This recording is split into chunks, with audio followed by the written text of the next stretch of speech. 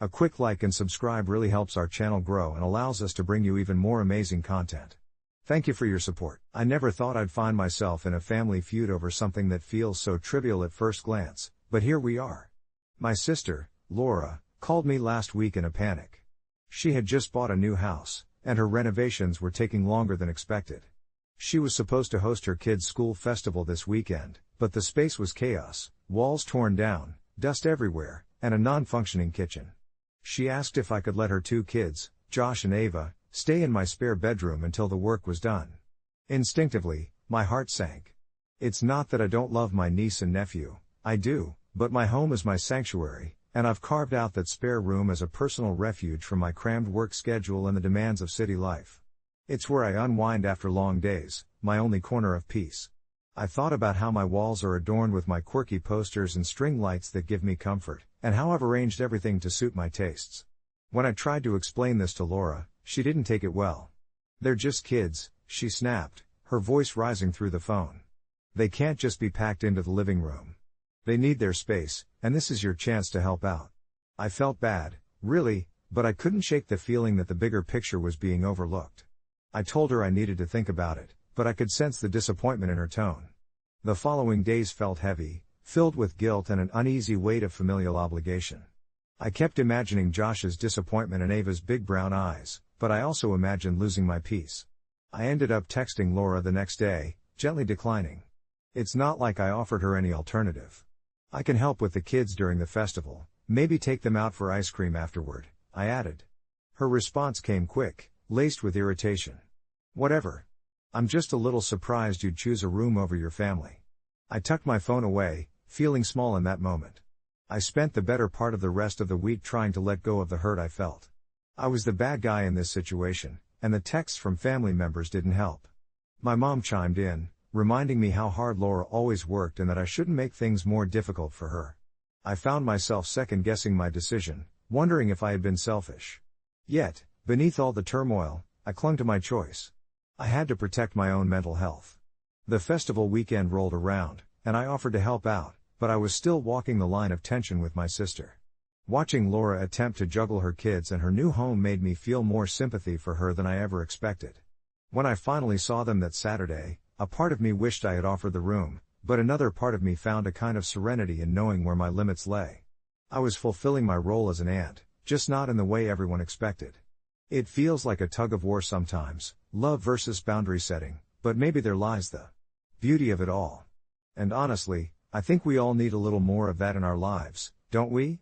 As for my niece and nephew, they seemed to find joy at the festival without a hitch. They were laughing, running around, and for a brief moment, I felt relieved. Perhaps it was just a lesson learned, a reminder that sometimes, love means understanding and supporting your family while still honoring your own needs. As for an update? Well, I think things are slowly mending. I called Laura last night, and we talked things over. It wasn't easy, but we finally came to an understanding. I admitted the anxiety made me hesitant, and she apologized for snapping. In the end, I think we both learned that love can be messy, but it doesn't have to mean sacrificing our own sanctuaries. It's about managing priorities, and while I cherish my sister and her kids, I also cherish my own space. After that phone call with Laura, I decided to take a walk around my neighborhood. The familiar crunch of leaves under my sneakers and the crisp autumn air felt comforting against the backdrop of the somewhat emotionally charged night we just had. I had always found solace in wandering the streets of my suburban enclave, the oversized trees lining either side standing like guardians to my thoughts. Each step helped me process everything that had happened, not just the recent flare-up but also the complex relationship I shared with my sister and her family. The friction between us had become palpable in recent months, like a fire that had been smoldering quietly until it flared up unexpectedly. Laura had always been the more spontaneous one, the sister who took risks. Meanwhile, I'd prided myself on being a creature of comfort, the one who thrived on routine. I imagined her one-room apartment stuffed with toys and papers strewn everywhere, a chaotic ecosystem ruled by her kids, and then there was my bedroom, my sanctuary uniquely reflecting my taste, my quiet. As I walked along the streets, I wondered if that's where our disconnect began. I adored my niece and nephew, they were vibrant little beings full of life, but the thought of giving up my space, my sacred bubble, felt as absurd as inviting a gust of wind into my carefully curated home. I repeated to myself that no, I didn't have to risk my comfort to be a good aunt. Yet guilt gnawed at me. Was I being selfish? I could almost hear the whispers of what people would say as I took my seat at the dinner table during family gatherings. There was that auteur aunt, too rigid to accommodate her own blood. So many thoughts swirled in my head until I finally stopped by my favorite cafe. The charming little place, with its uneven wooden tables and the smell of fresh pastries wafting through open windows, always made me feel at home.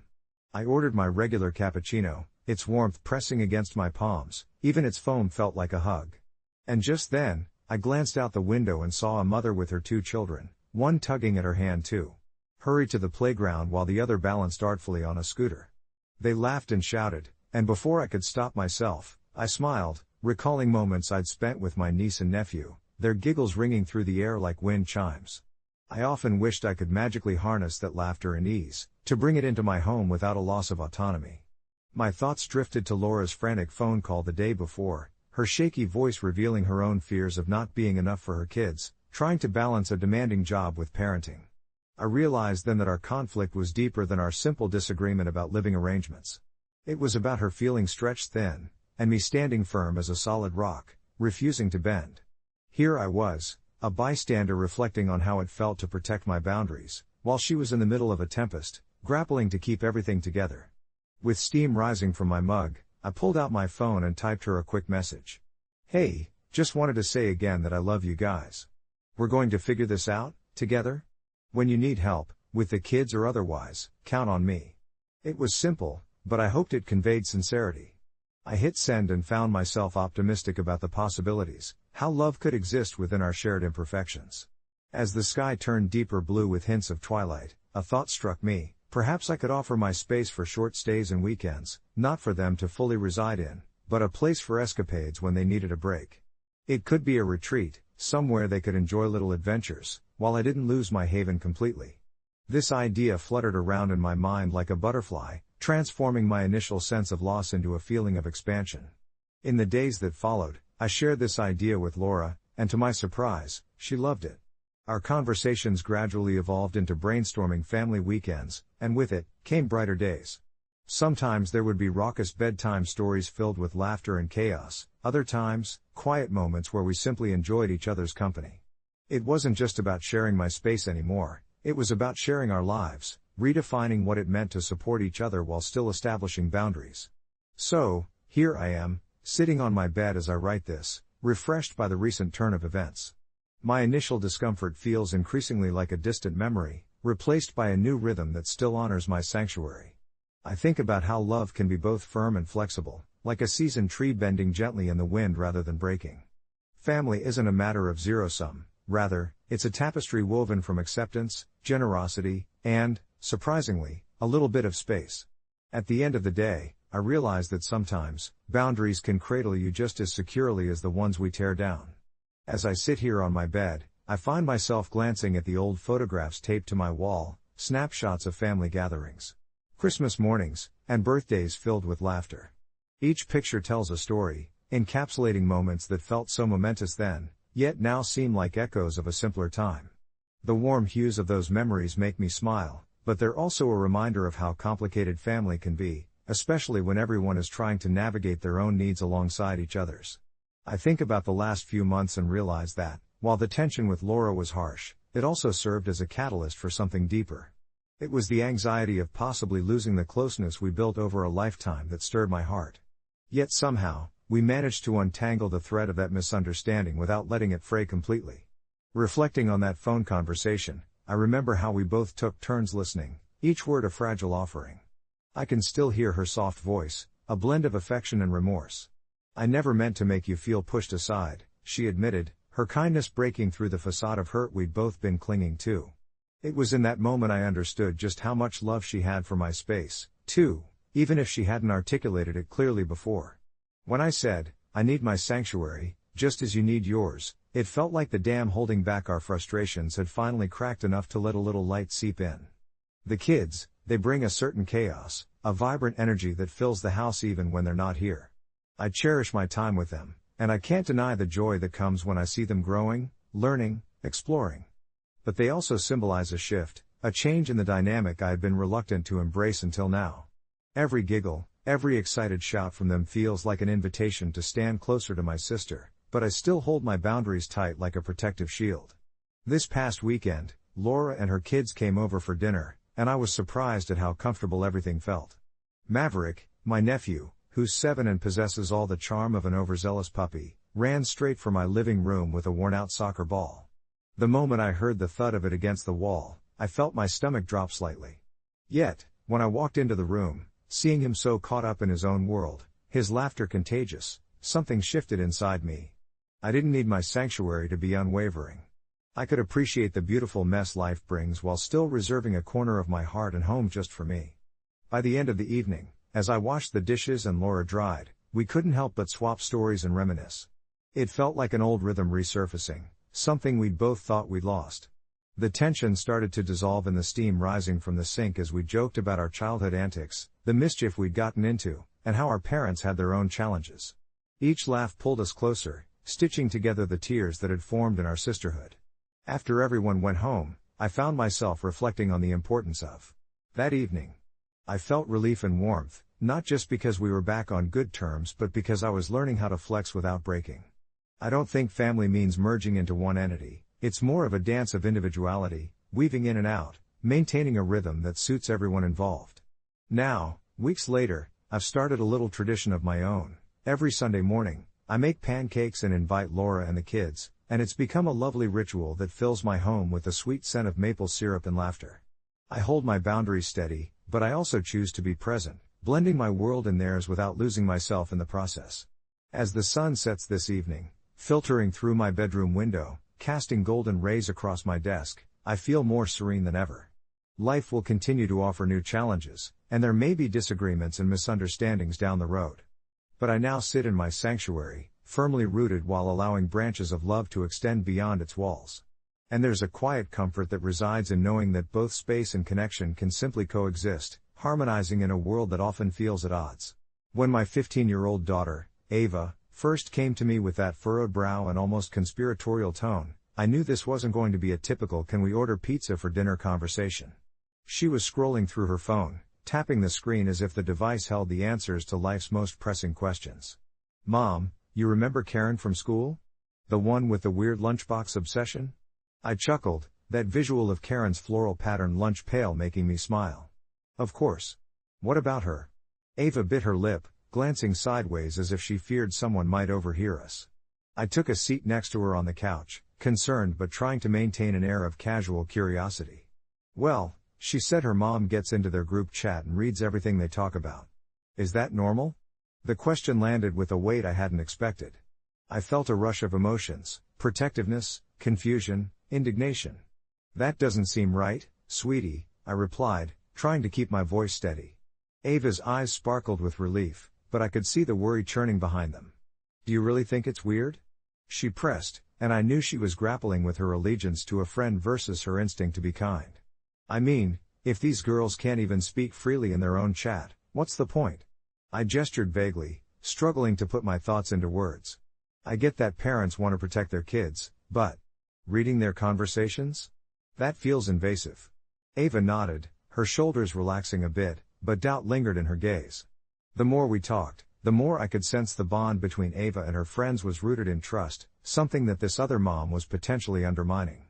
We spent the afternoon discussing the nuances of friendships and boundaries, each point of conversation fueling my desire to protect my daughter while also helping her navigate this new social landscape.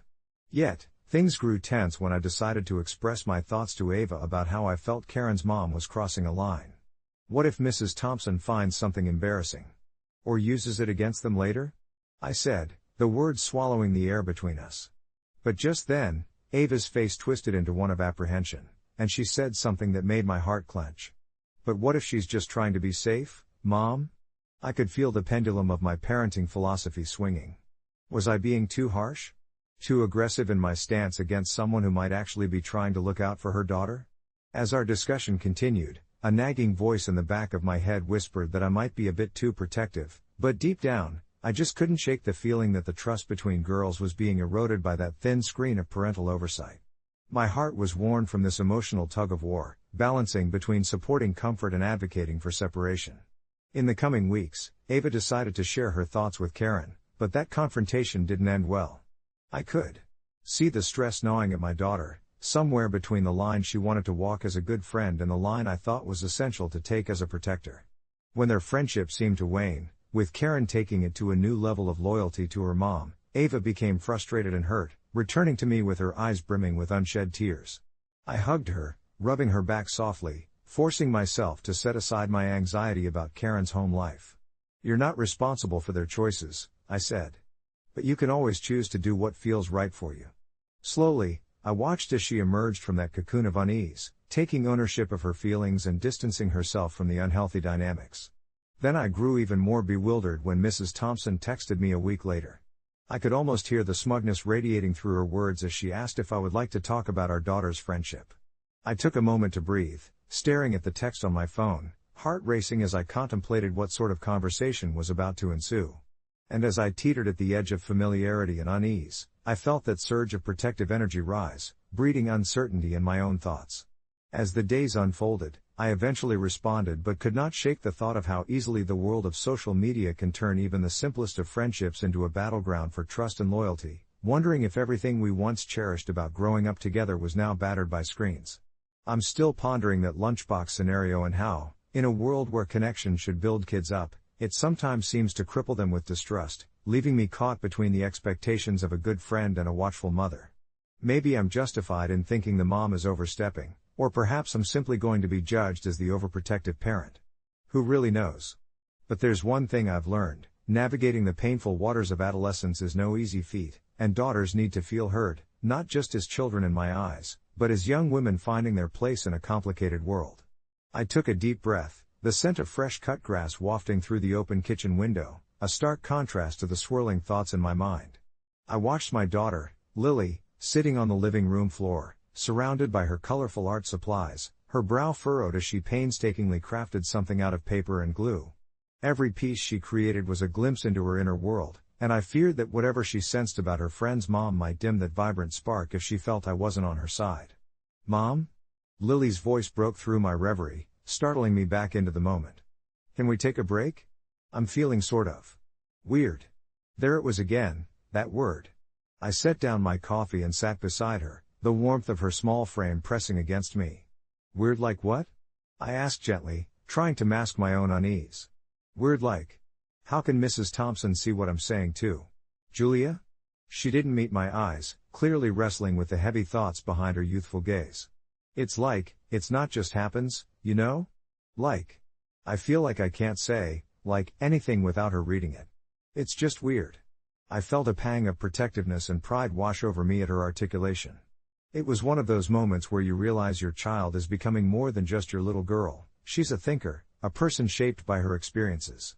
"You're not crazy for feeling that way, Lily," I said softly, brushing a loose strand of hair behind her ear. "It's okay to want privacy. It's okay to think it's weird." But even as the words left my mouth, a flicker of doubt ignited within me. Was I feeding into something that might later just amplify her insecurities? "What if your friend's mom just wants to keep her safe?" I asked, trying to present both sides, but I could hear the hesitation in my own tone. "That doesn't mean she can't trust us," Lily replied assertively, her eyes finally locking onto mine.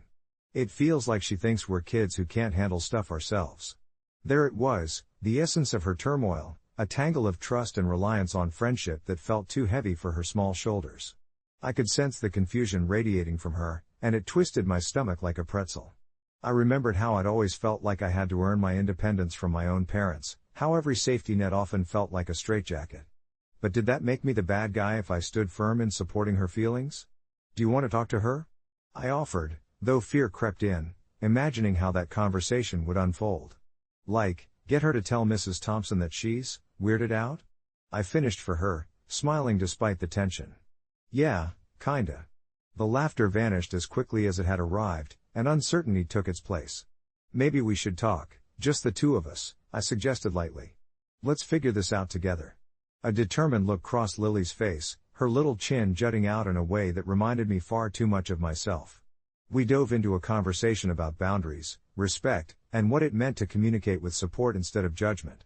It was refreshing and occasionally painful as the truth emerged. I realized that while I feared the overstepping of others, I also needed to make sure that I didn't suffocate her with my instinctual desire to shield her from everything.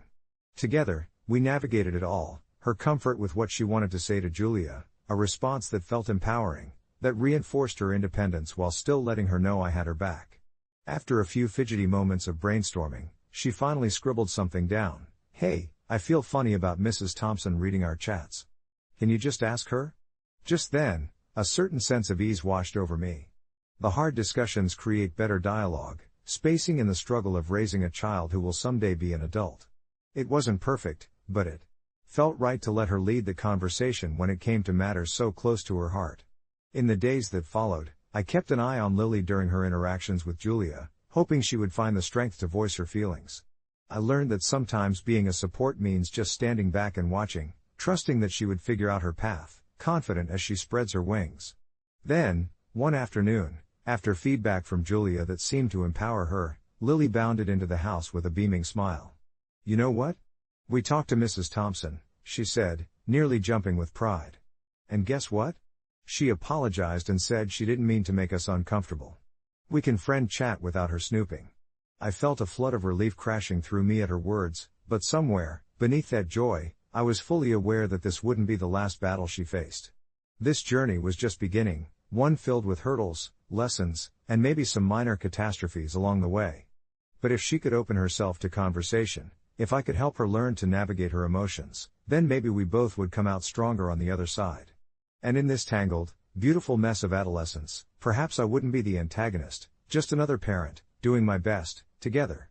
That afternoon, I sat at the kitchen table, the open window letting in a gentle breeze, carrying with it the scent of blooming lilacs from our backyard. My daughter, Mia, was busily assembling her homework, papers strewn across the table, colored pens creating a small rainbow of doodles surrounding an unfinished math worksheet. I watched her work, occasionally glancing up at her with a sense of pride mixed with the lingering worry that had settled like a stone in my stomach. I had fought back tears earlier when she had finally opened up about her friend Sophia's mom and her invasive messages, but seeing Mia engrossed in her assignments now made me realize just how vital these moments of trust and connection were. "Hey, Mia," I finally said softly, shifting the dynamics in our busy little space. "You know I'm always here to talk, right?" She looked up, her eyes focused and clear, even if the small furrow in her brow suggested she was still digesting our earlier conversation. "Yeah, I know," she replied, her voice a little tentative. "But I don't want to be that kid whose mom is always breathing down her neck." There it was, her adolescent anxiety surfacing again, and just like that, layers of complexity deepened my understanding of her world. I took a breath, letting my words flow out with as much clarity and kindness as I could muster. "I get that. I don't want to be that parent either. The world's big and a little scary sometimes. We need each other's backs more than ever now." She nodded slowly, absorbing my words. Then her focus shifted to her phone on the table, a faint shadow crossing her forehead. "But my friends think I'm a freak for thinking it's weird that Sophia's mom goes through our chats. It feels like, I don't know. It's like no one cares about boundaries."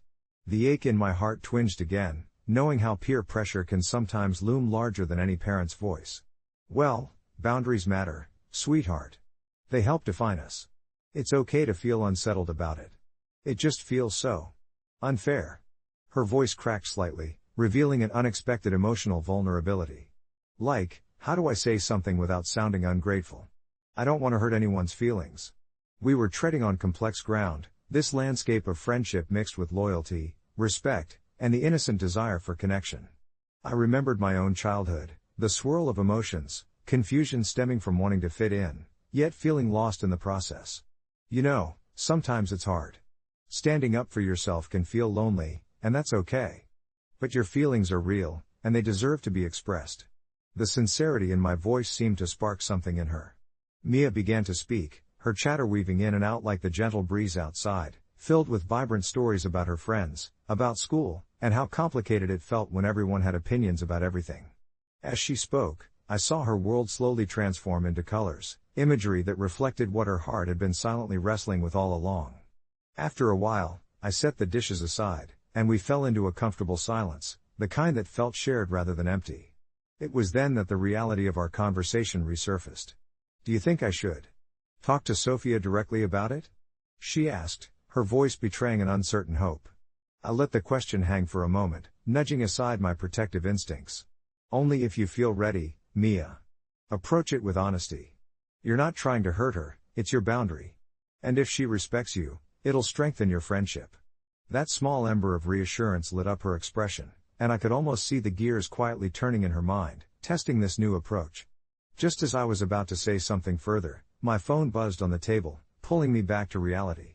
It was a message from Mia's school about their upcoming social studies project. Right when you're finding your voice, I mused aloud, more chaos. Isn't that always the way?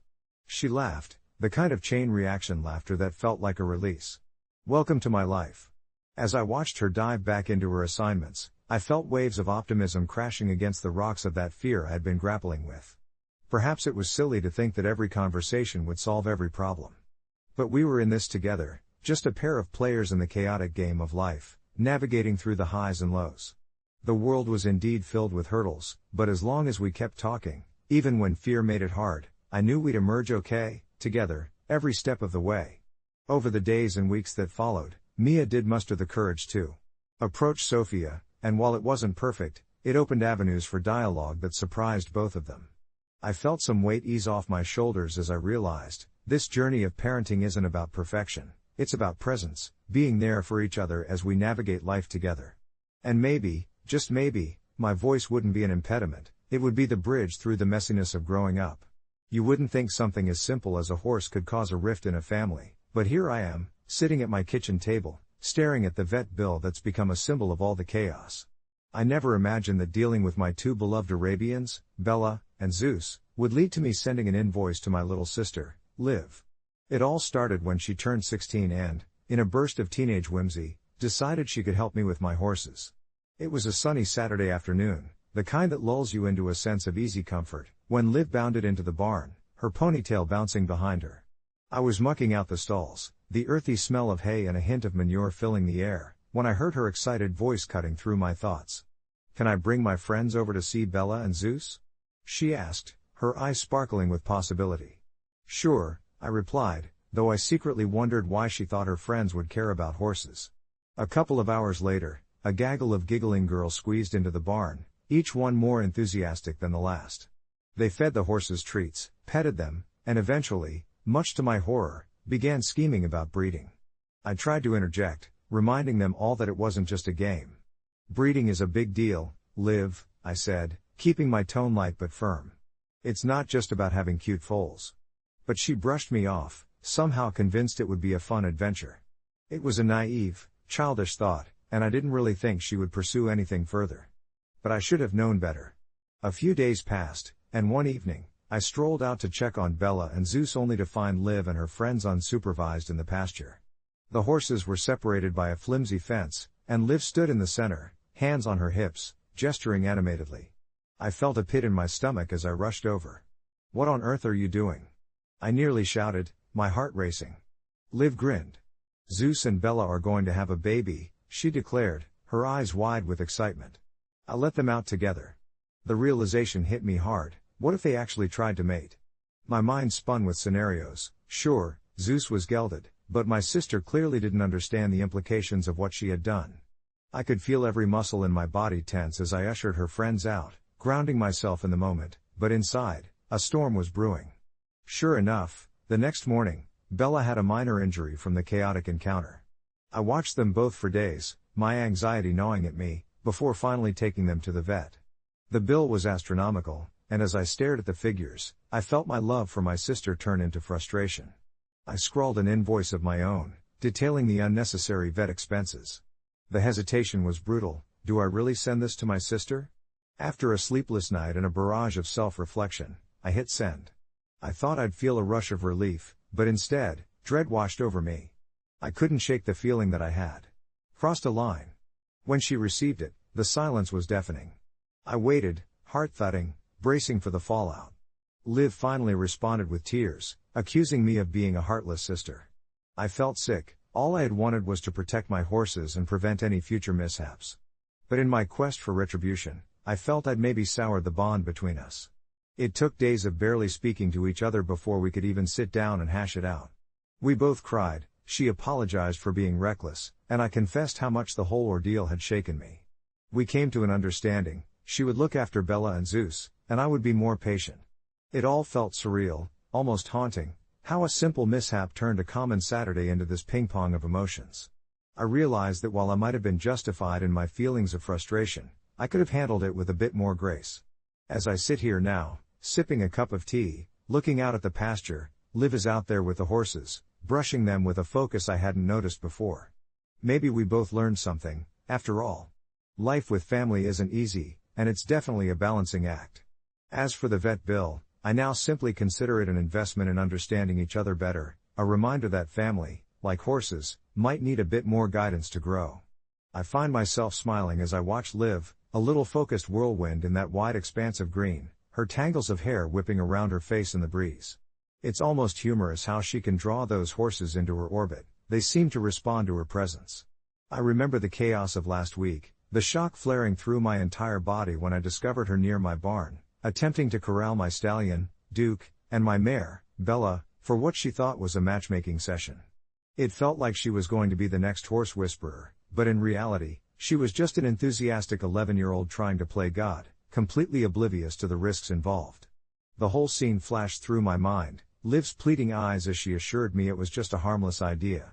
Just because she was my little sister didn't mean I wouldn't worry about the potential damage, physical and emotional, those horses could incur. When the vet bill arrived, I hesitated, anger pooling in my gut.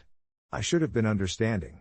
After all, horse breeding felt so foreign to Liv, yet she approached it with this wild imagination that I once had, 2 decades ago.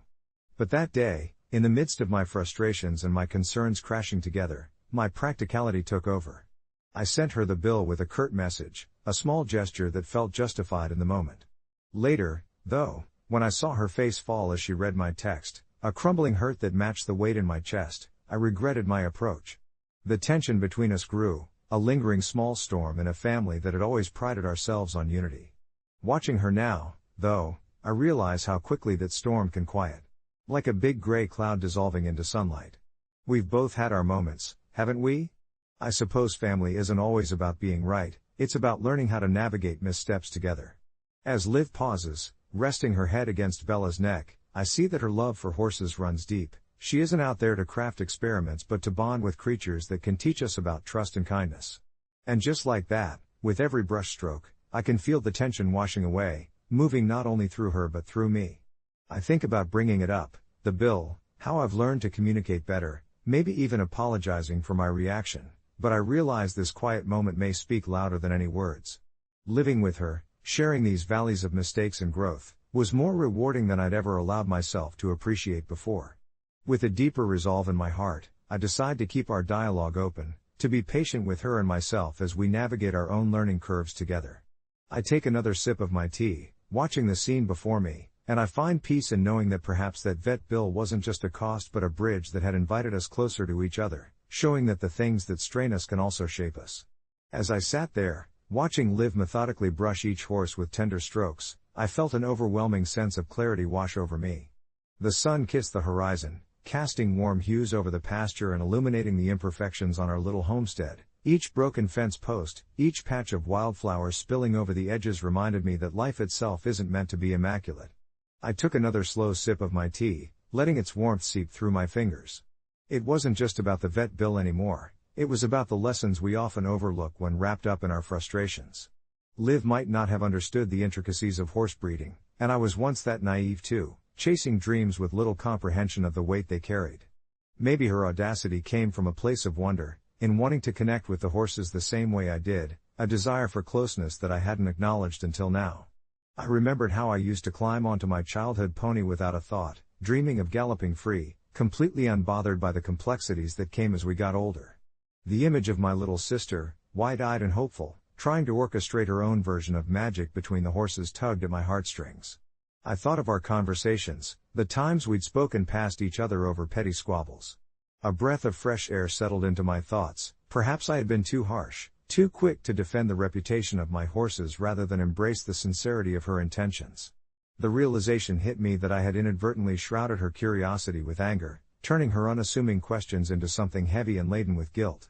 Watching her now, I noticed the way her lips curled gently, humming a tuneless song as she brushed, There was a quiet joy to that moment, a reminder of the innocence we often forget in this busy world.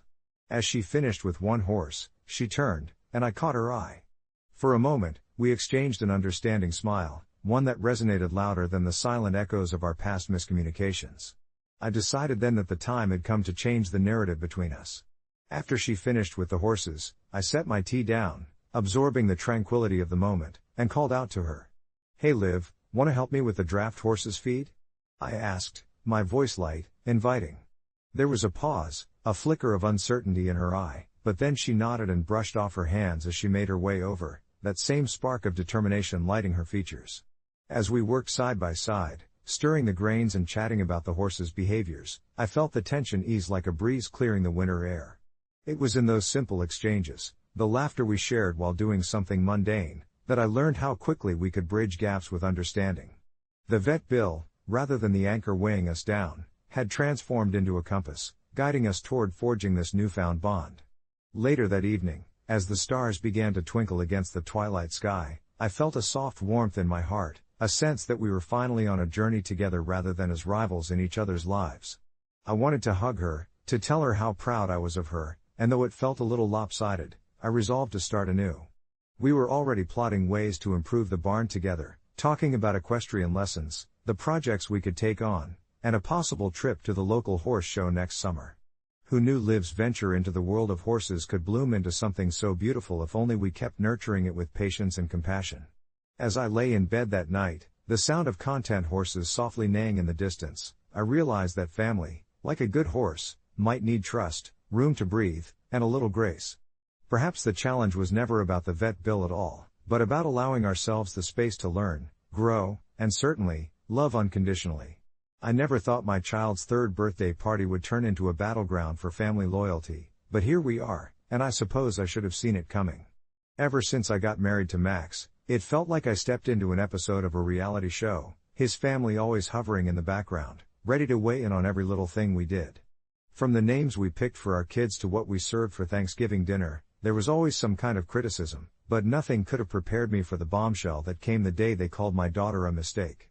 I remember it so clearly. It was a Saturday afternoon, and Max had invited his parents over to discuss our plans for Mara's birthday. They'd been hinting for weeks about a big family celebration, but as we sat around our tiny kitchen table, the conversation took a harsh turn. Someone mentioned how it was so commendable of us to have a child after what they deemed a rushed marriage. The words hung heavy in the air like a thick fog, and then, like some sick twist of fate, his mother chimed in, "Well, at least Mara wasn't an oops. What a lovely mistake she could have been." I could feel my stomach drop, like I'd been punched in the gut. The room went silent except for the sound of my heart pounding in my ears. Max's eyes widened in surprise, then quickly shifted to mine, searching for my reaction. I could feel my face blazing hot, and all I could think was how could they say that about our daughter? I took a deep breath, forcing myself to calm down. I hadn't expected this utter disregard for Mara's existence from people who claimed to love her. That was it for me. I decided then and there they wouldn't be invited to the party. And soon, the tension began to simmer beneath the surface at home, even as I came up with a smaller, more intimate celebration, inviting just my parents and a few close friends. Max was torn. He wanted to keep the peace with his family. "It's just one party," he said, his voice low and hesitant. But for me, it was so much more than that. I didn't want to celebrate our child's life in the presence of people who believed she was anything less than a miracle. A week later, as the day approached, I could see the disappointment etched in Max's face, and it hurt me more than I expected. I felt guilty, like I was drawing a line in the sand and forcing him to choose between his family and our daughter. But how could I compromise on our child's self-worth? The day of the party, our apartment was bright and cheerful, adorned with colorful balloons and little decorations that I had put up with care. As I watched Mara laugh and play, completely oblivious to the chaos surrounding her lineage, my heart swelled. I had made the right call, I felt it in my bones. But that night, after Mara was tucked in bed, Max laid beside me in silence, tension building like a tightrope waiting to snap. Finally, he spoke, his voice barely above a whisper. "They're my family, you know. I wish you could just see things from their perspective." I turned to face him, my heart aching. But they are not considering her perspective. She deserves to feel wanted and loved, and they showed me that they're not capable of that. It felt like a rift had opened up between us, one that was born from love but was fueled by pain and misunderstanding. I wanted to scream, to shake him into understanding my point of view, but all I could do was whisper back, "I'm sorry, Max. I can't pretend that their words didn't hurt. And I can't believe they deserve a front row seat to her life." In the weeks that followed, conversations became more strained. I noticed Max's absence during Mara's bedtime stories, his mind clearly elsewhere as he wrestled with unspoken loyalties. Part of me wished I could send a message to his parents, to boldly let them know how their words affected me, how deeply they cut into Mara's innocence. But the other part of me recognized that family dynamics are messy and complicated, often filled with an intricate web of expectancies. I felt lost, uncertain if I did the right thing or truly created an even bigger problem. A few months passed, and I noticed some shifts. Max started standing up for us more. He wouldn't answer every call from his parents, learned to set boundaries that had never been there before. I hoped he was realizing that family is more than blood, it's about respect and love. Some days I still wonder about that invitation I didn't send and how it might have changed the dynamics. We're a family of our own now, and I need to believe we're strong enough to weather any storm, as long as we can shield Mara from any hurtful words. It's an ongoing journey, one filled with bumps and roadblocks, but each day seems to get a bit clearer. Among the chaos, I found something resembling peace, a conviction that my daughter deserves only the most loving, encouraging voices in her life, even if it means disappointing those who can't see her worth. As I lay in bed, I realized that I might not have invited them for this birthday, but I still hope that one day, they may come to understand just how important Mara is, not just to me, but to them too. As I lay in bed, that weighty silence pressing around me, I felt the soft rise and fall of my daughter's breath in the next room. Every small, rhythmic sigh brought me back to the moment we had first brought her home. The world had been so bright and new, I remember cradling her tiny form, whispering promises that I'd always protect her. Yet here I was, days away from her 6th birthday, grappling with the collision of love and hurt. I could still hear the expression on Simon's mother's face when she callously referred to Mara, a slip of the tongue that cut deeper than I think anyone realized. She was a mistake, she had said, her voice dripping with disdain. I sat there, frozen, my heart racing as her words echoed around the table, bouncing between Simon and me, thickening the air until it felt suffocating. We had been discussing the party arrangements, planning a simple backyard gathering with balloons, cake, and giggles. But that day, the festivities turned sour. I had planned on inviting his family, a gesture of goodwill, a way to show Mara that she belongs in this larger family picture. But I couldn't shake that cruel labeling, it festered like an open wound. In Simon's eyes, I saw the confusion morph into fury, his hands clenched into fists on the table, and I felt torn, an invisible tether connecting my love for him and my fierce protection of Mara. Maybe that's when I truly understood, like some slivers of light filtering through clouds, that I had to draw a line. I didn't write the invitations, I couldn't bear the thought of watching his family walk through our front door, smiling, hands outstretched, blissfully unaware of the pain they had hurled at us with such careless ease.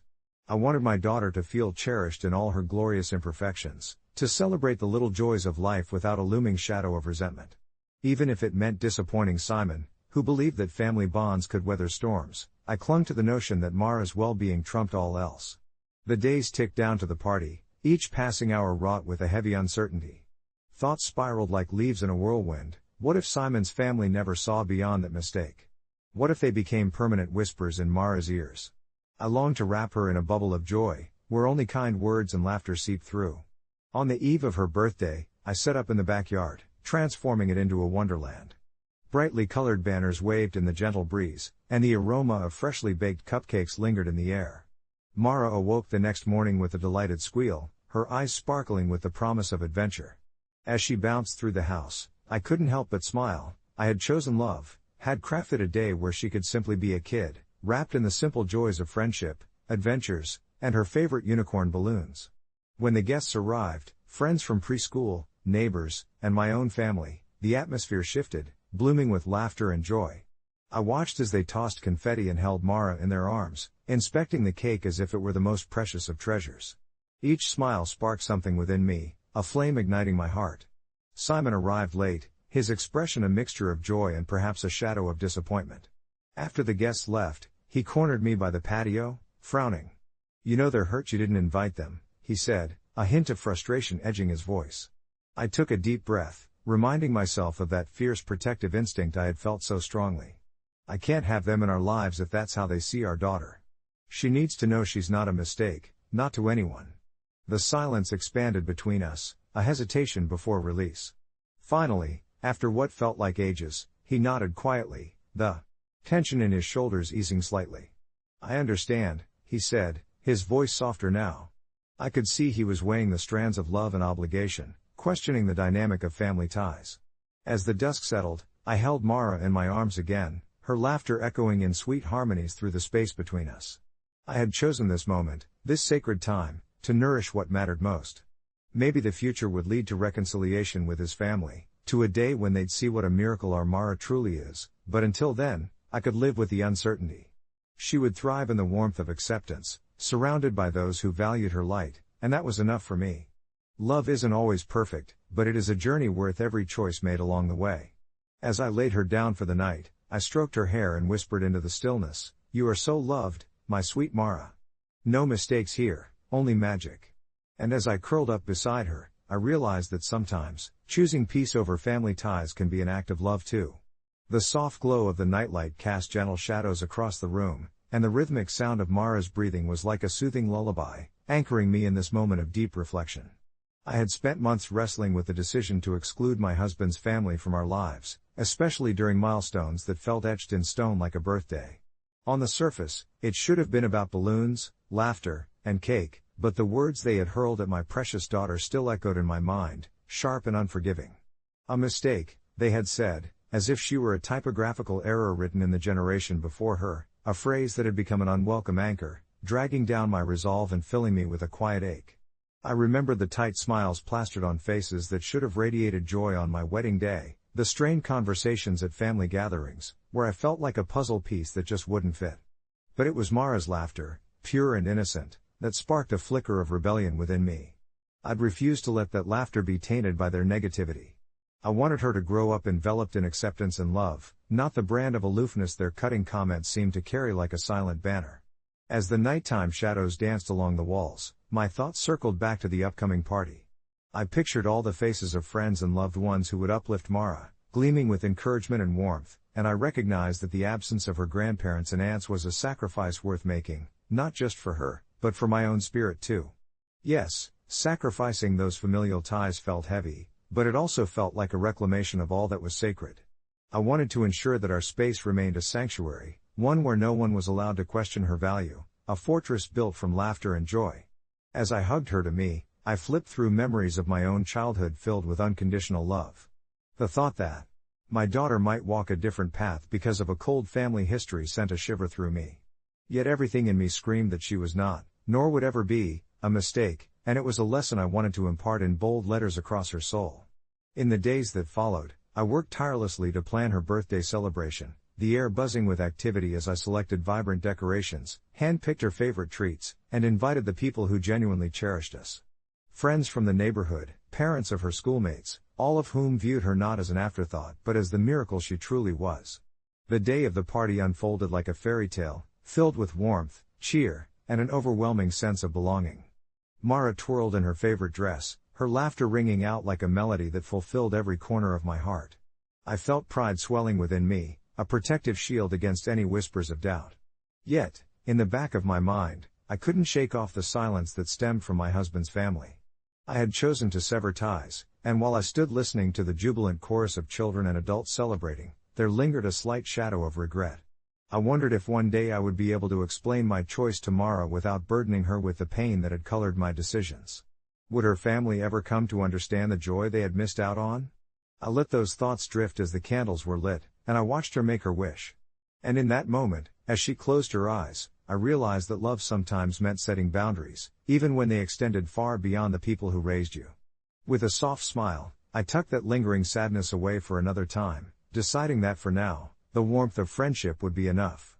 After all, in this new journey, I could see clearly that mistakes were only what we made them, and my daughter? She was a beautiful unblemished canvas, waiting to be painted with love and acceptance, not the scars of hurtful words.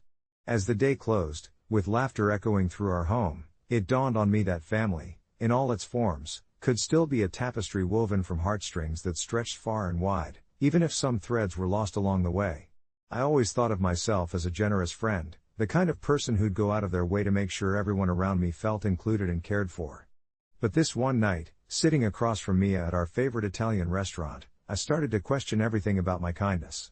It was supposed to be a simple catch-up dinner. We hadn't seen each other since the chaos of her breakup.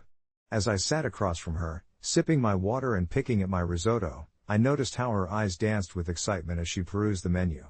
She started with a glass of wine, then quickly added an appetizer, followed by a main course that was twice the size of mine, and before I knew it, she was contemplating dessert like it was the only meal she'd eat for a week.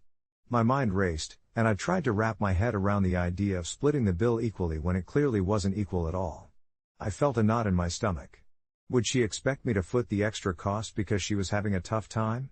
Midway through her meal, Mia turned to me with a smile that was both captivating and vaguely suffocating. You know, you don't have to hold back on the spending. Just because I'm in a rough patch doesn't mean I can't enjoy a little splurge, I chuckled awkwardly, trying to brush off the awkward tension that simmered in the air. The thought of her expectation clung to me like an unwelcome guest. I had been there for her during the breakup, offering late-night phone calls and ice-cream-soaked evenings on the couch, but this felt different. As she savored her dessert, I couldn't ignore the mounting frustration. Why was it my responsibility to cover her choices? I contemplated saying something, but every time I opened my mouth, the words fizzled out. Instead, at the end of the meal when the check arrived, I took a deep breath, picked it up, and examined it with the intensity of a detective looking for clues. Mia, I said quietly, I think you ordered quite a bit more than I did, so I'd really prefer we split this based on what we each had. Silence thickened the air between us, and her eyes flashed briefly, confusion mingling with annoyance. Wow, really? I know things haven't been great, but you know I'm not trying to take advantage of you, right? I felt my face heat up. Deep down, I just wanted her to own her choices. But how do you say that to a friend without it sounding cold? Feeling vulnerable, I muttered an apology and paid my half, leaving a slightly awkward silence that lingered long after we parted ways. I drove home that night questioning if I had been an unreasonable jerk. Did standing my ground make me the villain in this friendship? The emotional whiplash gnawed at me, leaving me unsettled. A few days later, there was a text from Mia. Hey, I felt really bad about how I reacted at dinner. I guess I was just trying to enjoy myself, but I should have considered how it would come across. Relief washed over me, but it didn't completely erase the discomfort. I typed a quick reply, letting her know I appreciated her message and understood where she was coming from. Still, the underlying tension lingered in the back of my mind. What did that dinner really mean for our friendship? In the end, I chose to believe I wasn't in the wrong. I needed to stand my ground, after all, even if it came at the cost of a little discomfort. Even now, when gatherings with friends come up, I hesitate over the check at the end, a tiny ripple of anxiety reminding me of that night. But maybe, just maybe, it was a necessary lesson on boundaries and understanding. One little dinner shaped my perspective in ways I never anticipated. I found myself replaying the events of that evening over and over. It was a simple enough dinner, really, a casual meet-up to catch up on life, just the two of us, at that cozy little Italian place we loved. The laughter and easy conversation flowed naturally at first, like it always did. We reminisced about college years, the ridiculous antics of our late-night study sessions. I even managed to muster up the courage to broach the subject of the latest guy she was dating, her eyes lighting up as she described him. But as our plates cleared and the night wore on, the tone shifted just a bit. She, vibrant and enthusiastic, seemed to let the moment carry her a little too far. Let's order dessert, she'd said, her eyes glinting with excitement.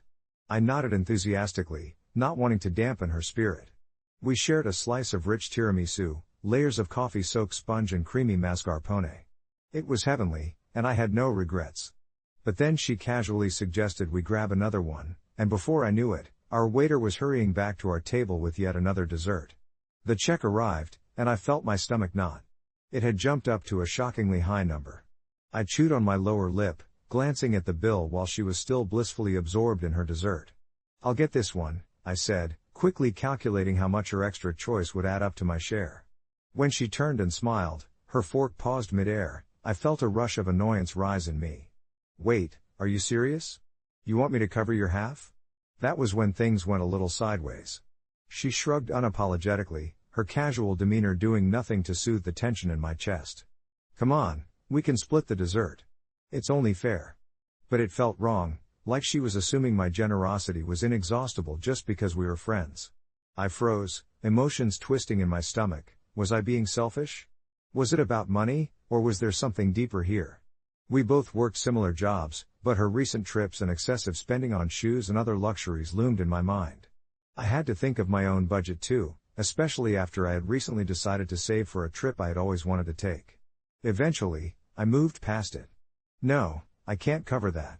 I'm good, but this was your choice, I said firmly, my voice steady, but I could tell my resolve surprised her. She frowned, her smile fading, and for a moment, I thought I caught a glimmer of disappointment. You'd really make me pay for my own dessert?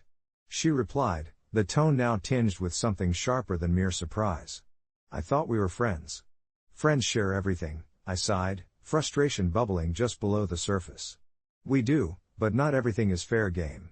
I'm not okay with paying for something I didn't eat. The silence in the air between us felt heavy, almost suffocating. The laughter that had filled our previous conversations drifted away, leaving behind an awkward tension that both of us were too stubborn to break. I could feel the weight of my decision, and as the server returned, I forced myself to say, let's split the bill then. I didn't want an argument, I wanted my friend back. She nodded curtly, and I swiped my card, feeling the sting of the moment settle like a stone in my gut. Even in the days that followed, it's like I was reading subtext where there was none. Texts were slow to arrive, and when they did, they felt less charged with warmth than before. It gnawed at me because, deep down, I cared about her. I found myself grappling with my own emotions. Was I justified in standing my ground, or had I pushed her away in the process? Finally, a week later, she invited me to a group outing with friends.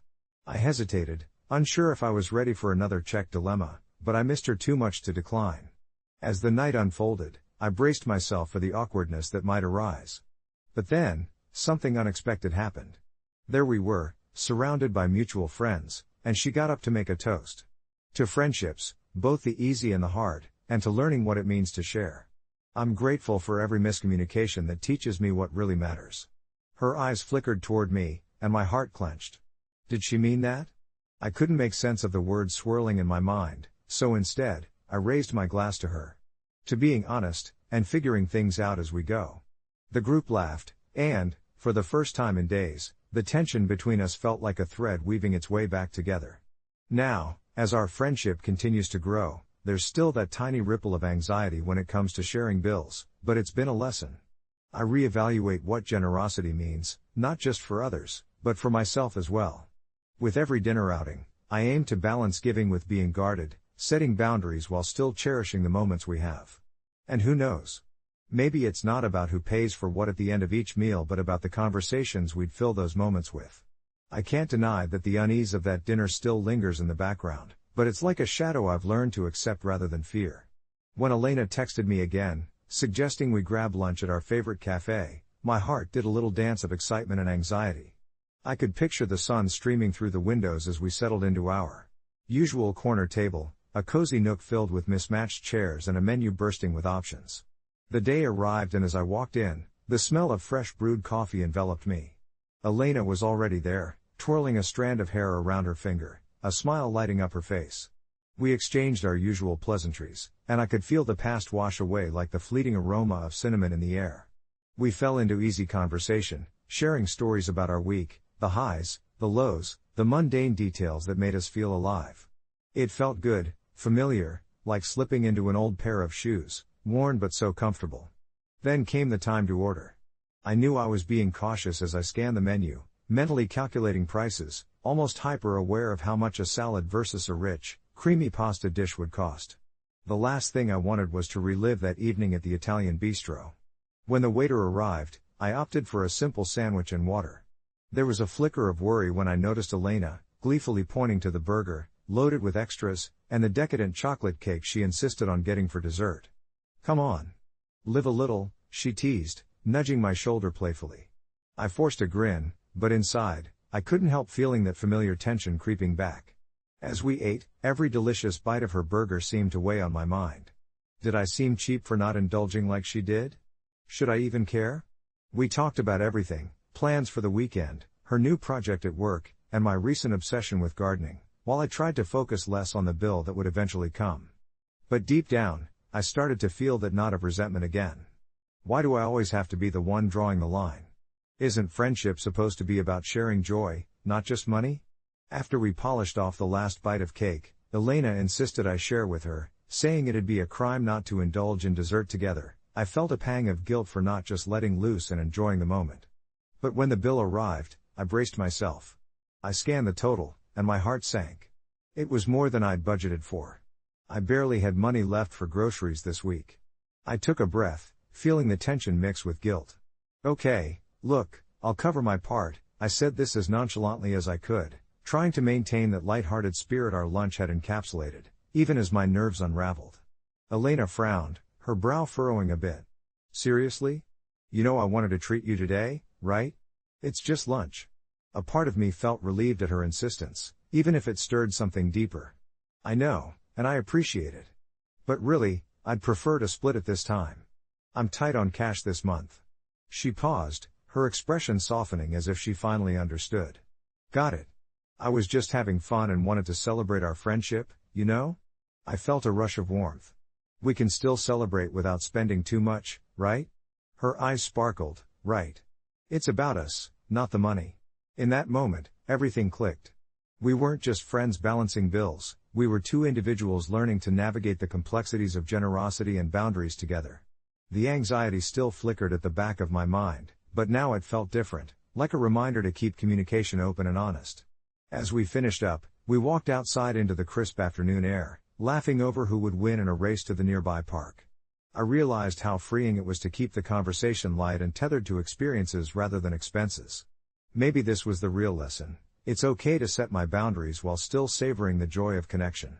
Sure, there would still be bumps along the way, and those small ripples of anxiety might never fully dissipate, but I was learning to ride the waves instead of letting them drown me. And sometimes, amidst the laughter and love, that was enough. I never expected to find myself at odds with my family over something as simple as a door. Living alone in a small apartment, I had carved out my little sanctuary, a place where I could escape the world's chaos and indulge in quiet moments with a good book or a long, hot shower. It was my haven, and after the relentless demands of work and social events that filled my calendar, I often craved solitude. That's why, when my aunt and uncle decided to drop by unannounced last Saturday, I felt a rush of anxiety flood through me like ice water. I had barely returned from a stressful week at the office, 2 deadlines looming over me like dark clouds, and the last thing I needed was an unexpected visit. When I heard the persistent knock on my door, my heart sank. Every part of my being screamed to ignore it, to hunker down with some takeout and let the world fade away. They were the kind of relatives who wouldn't take no for an answer, and I had a pretty good idea that they wouldn't be content with a quick pleasantry at the door before moving on. I stood frozen in the hallway, my mind racing. What if they couldn't see how tired I was? Just duck into the kitchen and hope they give up, I thought, but the knocking intensified, almost urgent. I took a deep breath and, against my better judgment, I opened the door just a crack, enough to catch a glimpse of their expectant faces. The look of surprise on my uncle's face morphed into disappointment as he realized I wasn't prepared for their visit. "Oh, hey. We thought we'd stop by. It's been ages," he exclaimed, as if time bent and twisted in some miraculous way to make their interruption appropriate. I felt the corners of my mouth twitch with nerves. "Hi, yeah, sorry. I didn't know you were coming," I stammered, avoiding their eager gazes. The truth was, I was overwhelmed, tired, and bleeding introversion that day. The warmth of my community sometimes felt like a suffocating blanket rather than a comforting embrace. I wanted to say, "I love you both, but could you please just text first next time?" Instead, I just stood there while they continued to chatter about their week like I should be all ears. In amidst their dialogue, my thoughts spiraled. Am I being unreasonable? Am I really the boss of my own space, or have I lost touch with what family means? I scanned the apartment and realized my living room looked like a tornado had swept through. Mismatched socks strewn on the floor, a half-eaten slice of pizza languishing on the coffee table, definitely not the kind of setting I wanted to showcase. I knew they would judge, not that they meant to, but from experience, I knew my aunt's disapproving eyebrow would only rise higher the longer I stood there. "You have a minute?" she asked, as they pushed their way inside, unaware of the whirlwind of emotions brewing inside me. "Actually, I'm really in the middle of something," I mumbled, my voice barely more than a whisper. But my attempt to stand my ground fell flat, Family members don't generally take those kinds of refusals on face value. And, like a slow-burning fuse, resentment began to ignite. I felt trapped between my genuine care for them and my desperate need for peace. The unease spun into a knot in my stomach. Was I the bad guy for wanting to protect my own mental space? They began to settle in, invading my sanctuary with their animated banter, laying their jackets on my couch, leaning over to inspect my bookshelves as if they were an exhibit.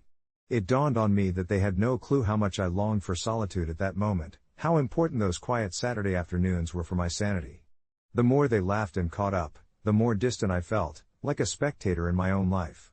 I remembered countless Sunday dinners when spontaneity put a smile on my face, but this one was different. A part of me wanted to just fold into their warmth, to let the walls come down, but the other part was desperate for a clean break from the world outside. Finally, after an hour of small talk filled with casual questions about my work and my love life, or lack thereof, I mustered the courage to intervene, gently asserting, "Hey, I really appreciate you guys stopping by, but I'm feeling a bit exhausted. Can we catch up another time?" Their cheerful expressions faltered, disappointment clouding their faces. "Oh, but we came all this way." My aunt began, her voice dropping an octave, inscribing guilt deeper into the fabric of my resolve. "That's the thing about family, sometimes, even love can carry an expectation, an unspoken demand that feels heavier than steel." As they finally gathered their things, I felt a mix of relief and guilt gnawing at my insides. Had I overstepped? Was I too harsh in my execution? I closed the door behind them, their voices fading down the hall, questioning my choices like fair-minded jurors. Hours passed, and I sat cross-legged on the floor amidst the chaos of my living space, letting the internal battle wane. The authenticity of my emotions washed over me in waves. Maybe I wasn't the asshole. Maybe needing alone time wasn't some personal failing. But the lingering question echoed in my mind, would they see it that way? In the days that followed, I texted my aunt to suggest we meet for coffee later in the week. "I'm sorry I wasn't up for a visit, work has been a lot," I wrote, hoping to bridge the chasm. I saw her reply flash on the screen, "No worries, we'll plan something. We miss you." Part of me sighed in relief, while another part knew this was just the beginning of a longer conversation about boundaries, connection, and the balance of family. Because in the end, maybe it wasn't about being right or wrong, perhaps it was about understanding each other's needs without sacrificing one's own peace. And maybe, just maybe, I could learn to do both. That interaction with my mom lingered in my mind for days. I took that moment to reflect on our relationship, something I had been avoiding for far too long. I never intended to be the estranged family member. I simply found myself caught in the whirlwind of adult life, work obligations, personal goals, and the day-to-day chaos that came with it. But their way of expressing love felt overwhelming at times, like a tidal wave crashing over me. I set aside my phone and gazed out the window, watching as leaves scattered in the wind, twisting and turning in ways that reminded me of the often erratic nature of our family dynamics. My family had long adopted a policy of drop by unannounced, a tradition I found charming at first but now felt like an intrusion into my carefully curated solitude. I appreciated the effort, truly, but I questioned whether they understood that my home was my sanctuary, a place I needed to recharge away from the world's demands. The guilt of not being who they wanted me to be crept in like an unwanted guest, taunting me with thoughts of how they must perceive my distance. Yet, I had never felt more like myself than I did now, navigating my boundaries. It didn't take long for that uneasy tension to rise again when Thomas, my brother, suggested a weekend visit. I braced myself, knowing that I'd be the odd one out at the dinner table, dishing out platitudes while my family laughed over nostalgic stories, all while I hovered over my thoughts like a wallflower at a party. This time, though, I felt a tug, a mix of obligation and desire to maintain that connection, even if it was strained. "Hey, can we chat about when you guys come?" I typed hesitantly, deciding to voice my concerns before the weekend arrived. I didn't want another instance of family craziness that left me feeling frazzled and misunderstood. A short reply came back, "What's up? We're excited to see you." I swallowed hard, there was that sense of enthusiasm again, crackling through the screen as if I were there with them. Maybe it was an opportunity for understanding, or perhaps it would swing like a pendulum back to my fears of rejection. Saturday morning drapes the house in a hazy light, and the doorbell pierces through the quiet like a gunshot. My heart races as I stand in the middle of the living room, frozen in place, and the moment stretches into eternity. Hand clenched around the doorknob, I hesitated, considering the possibility of peeling back the layers of silence, of explaining that I craved acceptance of my choices, my pace, my space. Instead, I took a deep breath and unlocked the door, plastering on a smile that I hoped didn't betray any anxiety. Their startled faces morphed into grins, and the warmth of their presence filled the hallway, intoxicating and overwhelming all at once. "We brought your favorite." My mom held up a blueberry pie, and for a fleeting second, the sweetness of nostalgia wrapped around me like a hug, but the tension brewed just beneath. I invited them in, trying desperately to hold on to the comfort while wrestling with unease. As they settled in like they owned the place, the conversations rushed and tumbled over each other, but every sound felt amplified, a cacophony of expectation, love, and my desire for silence. I knew I had to seize this moment to lay bare my feelings. "You know," I started, my voice shaking slightly, "I appreciate these spontaneous visits, I really do, but sometimes I just need a little heads up." They halted, all eyes on me, surprise etched across their faces. My stomach knotted, and I can hardly bear the silence that ensued. But then, slowly, my brother nodded while my mom frowned slightly, a wrinkle of puzzlement forming on her forehead. "Oh, honey, we didn't know you felt that way," she whispered, her voice softening. A flicker of hope ignited in me. The moment hung in the air, heavy yet tender, and in that silence, acceptance danced delicately among us, paving a newfound path. As the afternoon rolled on, we spoke more openly, the conversation bridged gaps I feared would swallow me whole. They acknowledged my need for space, and slowly, we carved out a rhythm that allowed for both connection and solitude. By the time the sun dipped below the horizon, the blue sky igniting in a riot of orange and pink hues, we had not only shared laughter and stories but also something even more precious, understanding. I sat back, quietly content, relishing the newfound balance of knowing that love could be given without drowning, that boundaries didn't have to mean isolation, and yes, that my voice mattered in the symphony of our family.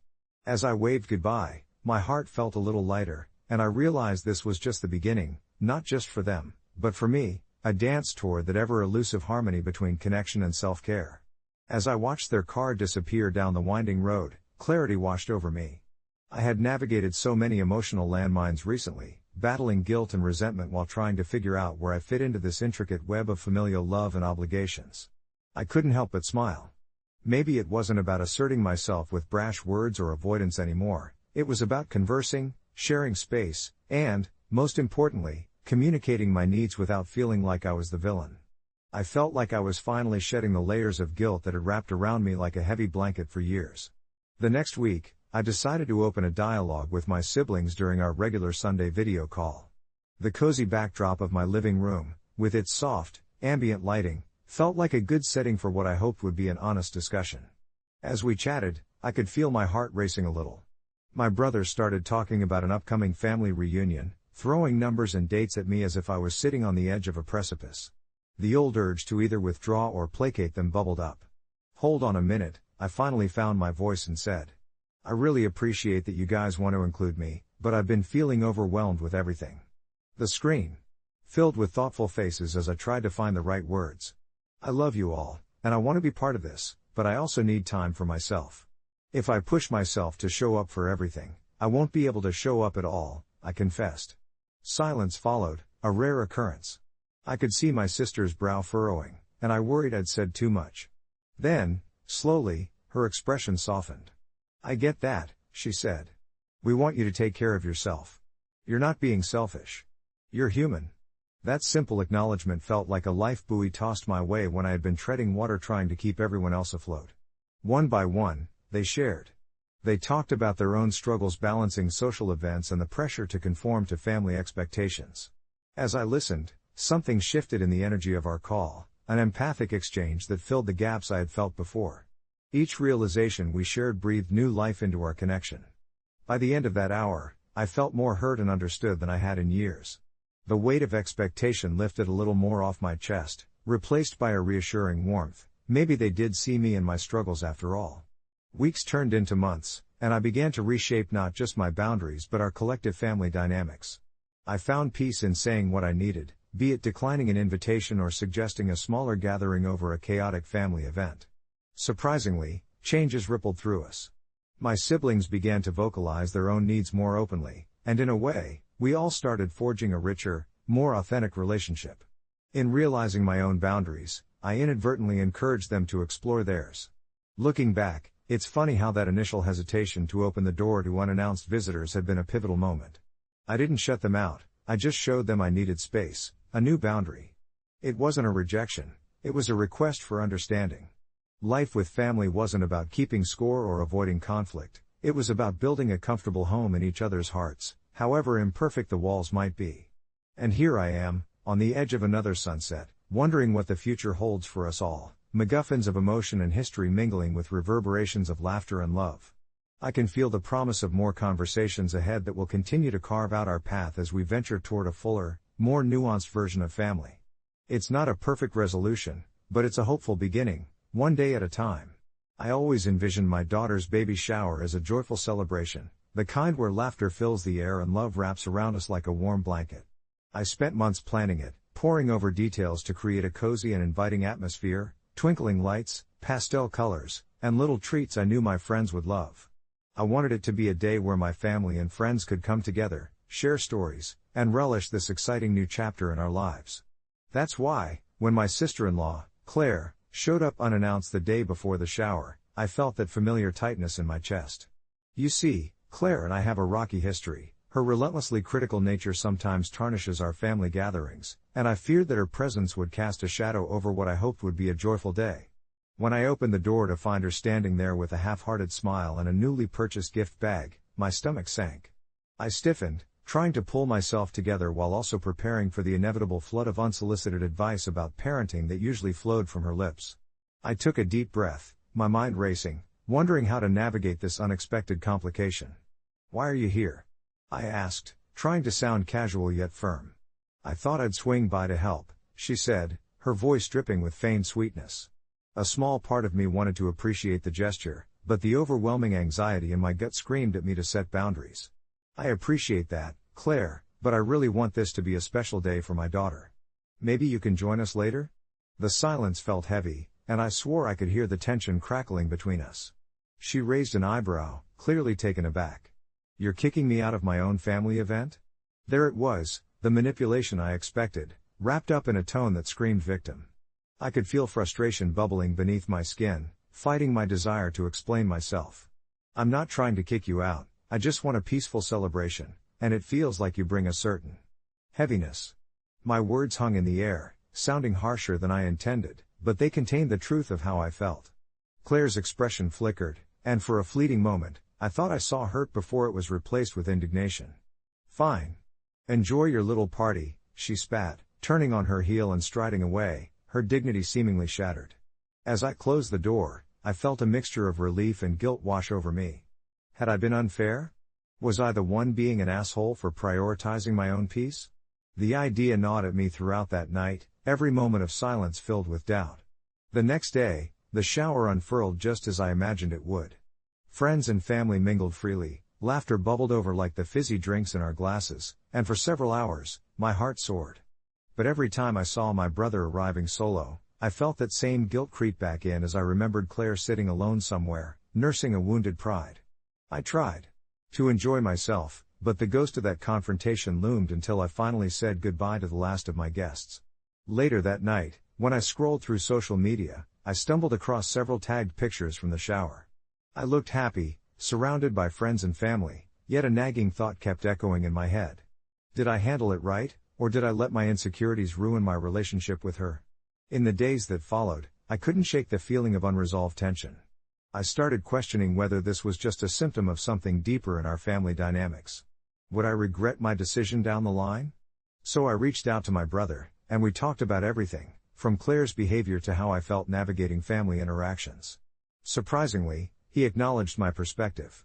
He even promised to talk to her about it, suggesting perhaps a reconciliation could be achieved, allowing us to move forward as a family. As I sat with those thoughts, I finally understood, it's not about being right or wrong, but about learning to communicate and help each other grow. And with that realization, I felt a tiny flicker of hope for our family moving forward. As I hung up the phone with my brother, there was a strange mix of relief and uncertainty flooding my thoughts. I couldn't help but wonder how my sister-in-law would take the conversation when my brother confronted her.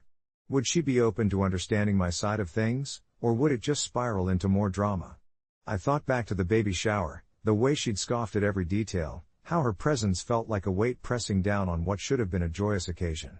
I spent days anxiously anticipating my brother's next move while centering myself in preparation for whatever fallout might come. On Thursday evening, I found myself in the living room with my partner, Jess, trying to wind down from the day. The baby shower was still fresh in my mind, and I divulged everything about the conversation I'd had with my brother. I shared my worries, my hope, and a hint of guilt for speaking up so firmly that day. "Do you think I went too far?" I asked, wringing my hands. Jess looked over at me from the couch, their brow furrowed in thought. "You did what you felt was necessary to protect yourself and your daughter. I get that family can complicate emotions, but you have every right to set boundaries." They took a deep breath, as if choosing their words carefully. Sometimes, the toughest conversations end up being the most important ones. I appreciated their perspective, though the voice of doubt still nagged at me. Was I being overly dramatic? Would my actions alienate my brother in the end? Time ticked away, and as weekends typically go, the anxiety simmered until it finally boiled over. It was Sunday afternoon when my brother called me again. I could feel my heart racing as I prepared for whatever news he had. "Hey, can we talk?" he said as usual, but his tone was different this time, more serious and thoughtful. We chatted for a bit about everyday things, the weather, what was going on in our lives, and then he dove deep into the reason for his call. "Claire and I had it out," he started, and my chest tightened. Adrenaline coursed through me as he continued. "I told her about your concerns and how her actions felt dismissive and hurtful.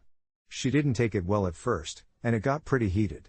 My palms turned clammy as I envisioned this altercation, but I kept quiet, allowing him to share his experience fully. "But, we also talked about what you brought up, about family and communication.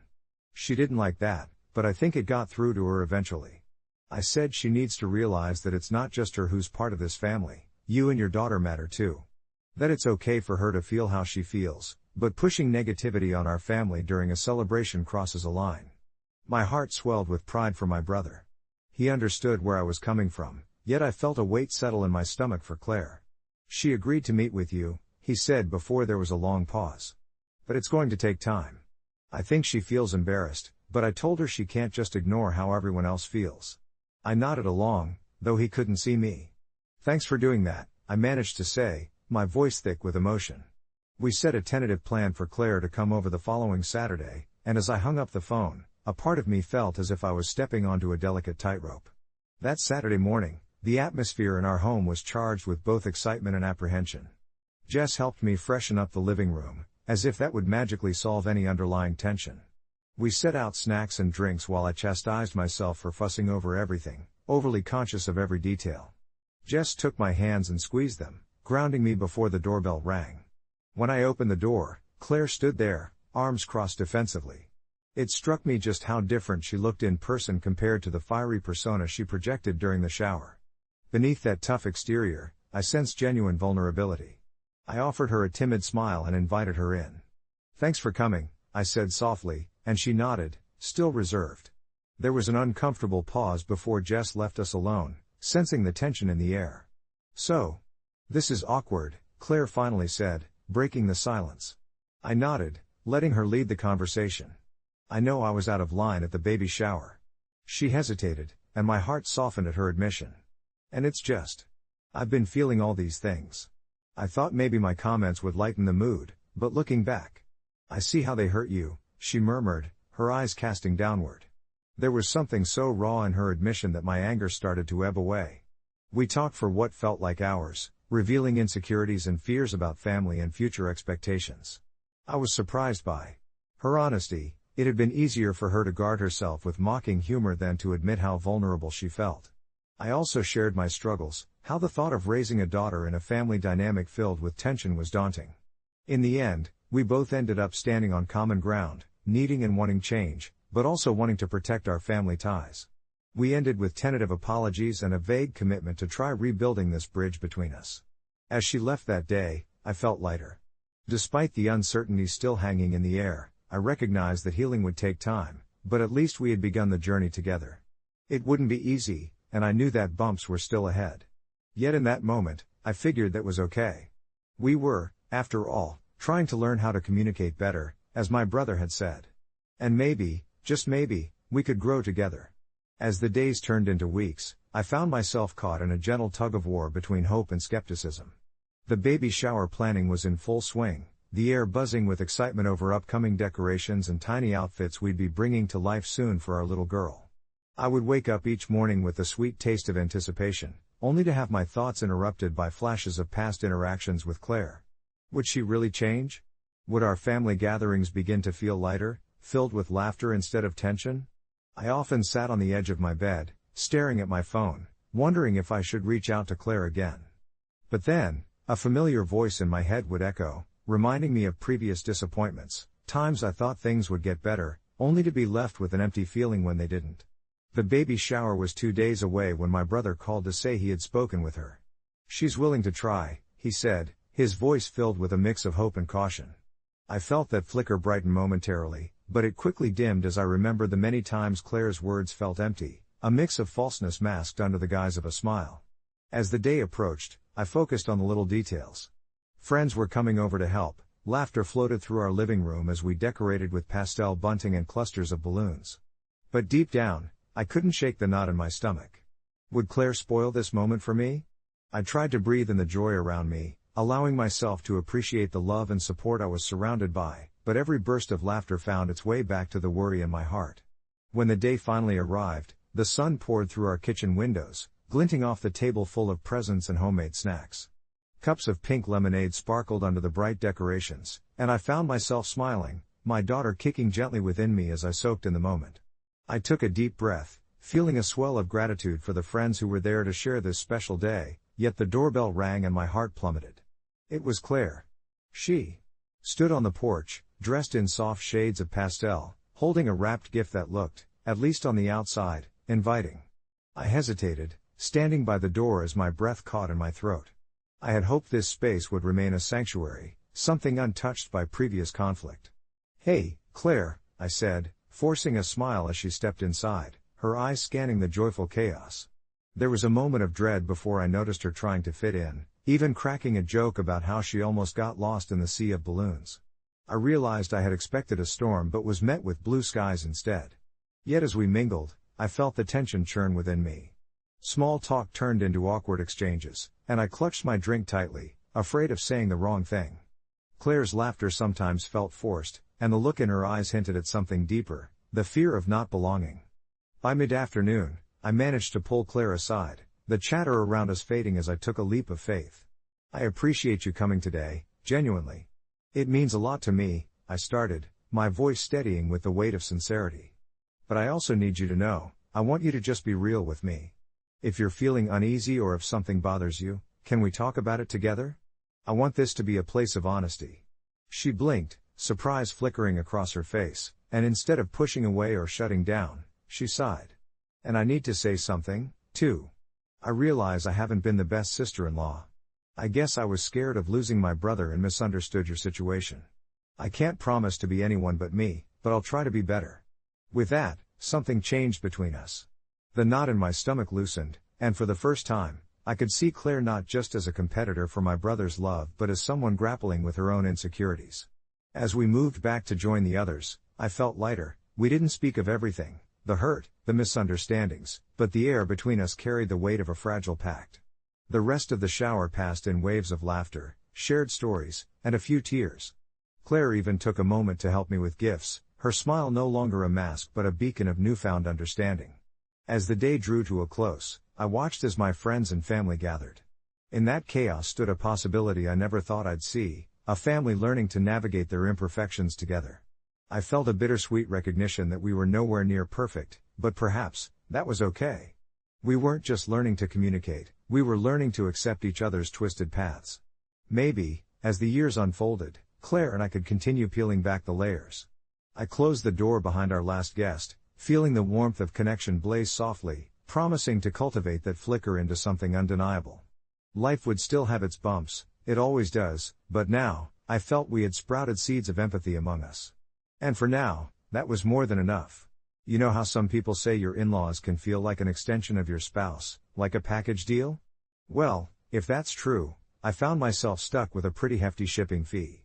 My husband, Daniel, comes from a tight-knit family that abides by a tradition they've held for generations, Every Thanksgiving, they gather at his parents' home, all 25 of them crammed in like sardines, to whip up a homemade feast, complete with a turkey so large it could probably feed a small village. I used to love this chaotic spectacle when I first joined the family, but as the years went by, it felt less like a holiday and more like a pressure cooker. This year, I was at my wit's end. I had just finished a grueling work project that left me drained, my mind buzzed incessantly, and my anxiety clawed at my chest. The thought of spending an entire day amidst so many expectations made my stomach twist in knots. So, I had what I thought was a reasonable idea: let's skip the family Thanksgiving and celebrate just the two of us, a quiet dinner at home. I felt like I was offering a breath of fresh air, like we could actually connect without the cacophony of our extended family's loud conversations and constant interruptions. But when I brought it up to Daniel, you would have thought I'd suggested we cancel Christmas. His face fell, and within seconds, the warmth in his eyes vanished.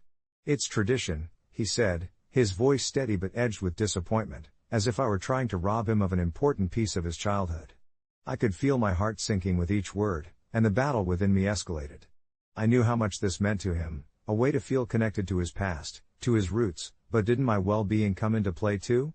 The days dragged on as I tried to convince myself that I wasn't being selfish. My phone buzzed with messages from his family, excited invitations layered with mouth-watering food photos. "We can't wait to see you," they enthused. Meanwhile, I sat alone in my thoughts, unnerved by the fact that my choice felt like a tug-of-war in my marriage.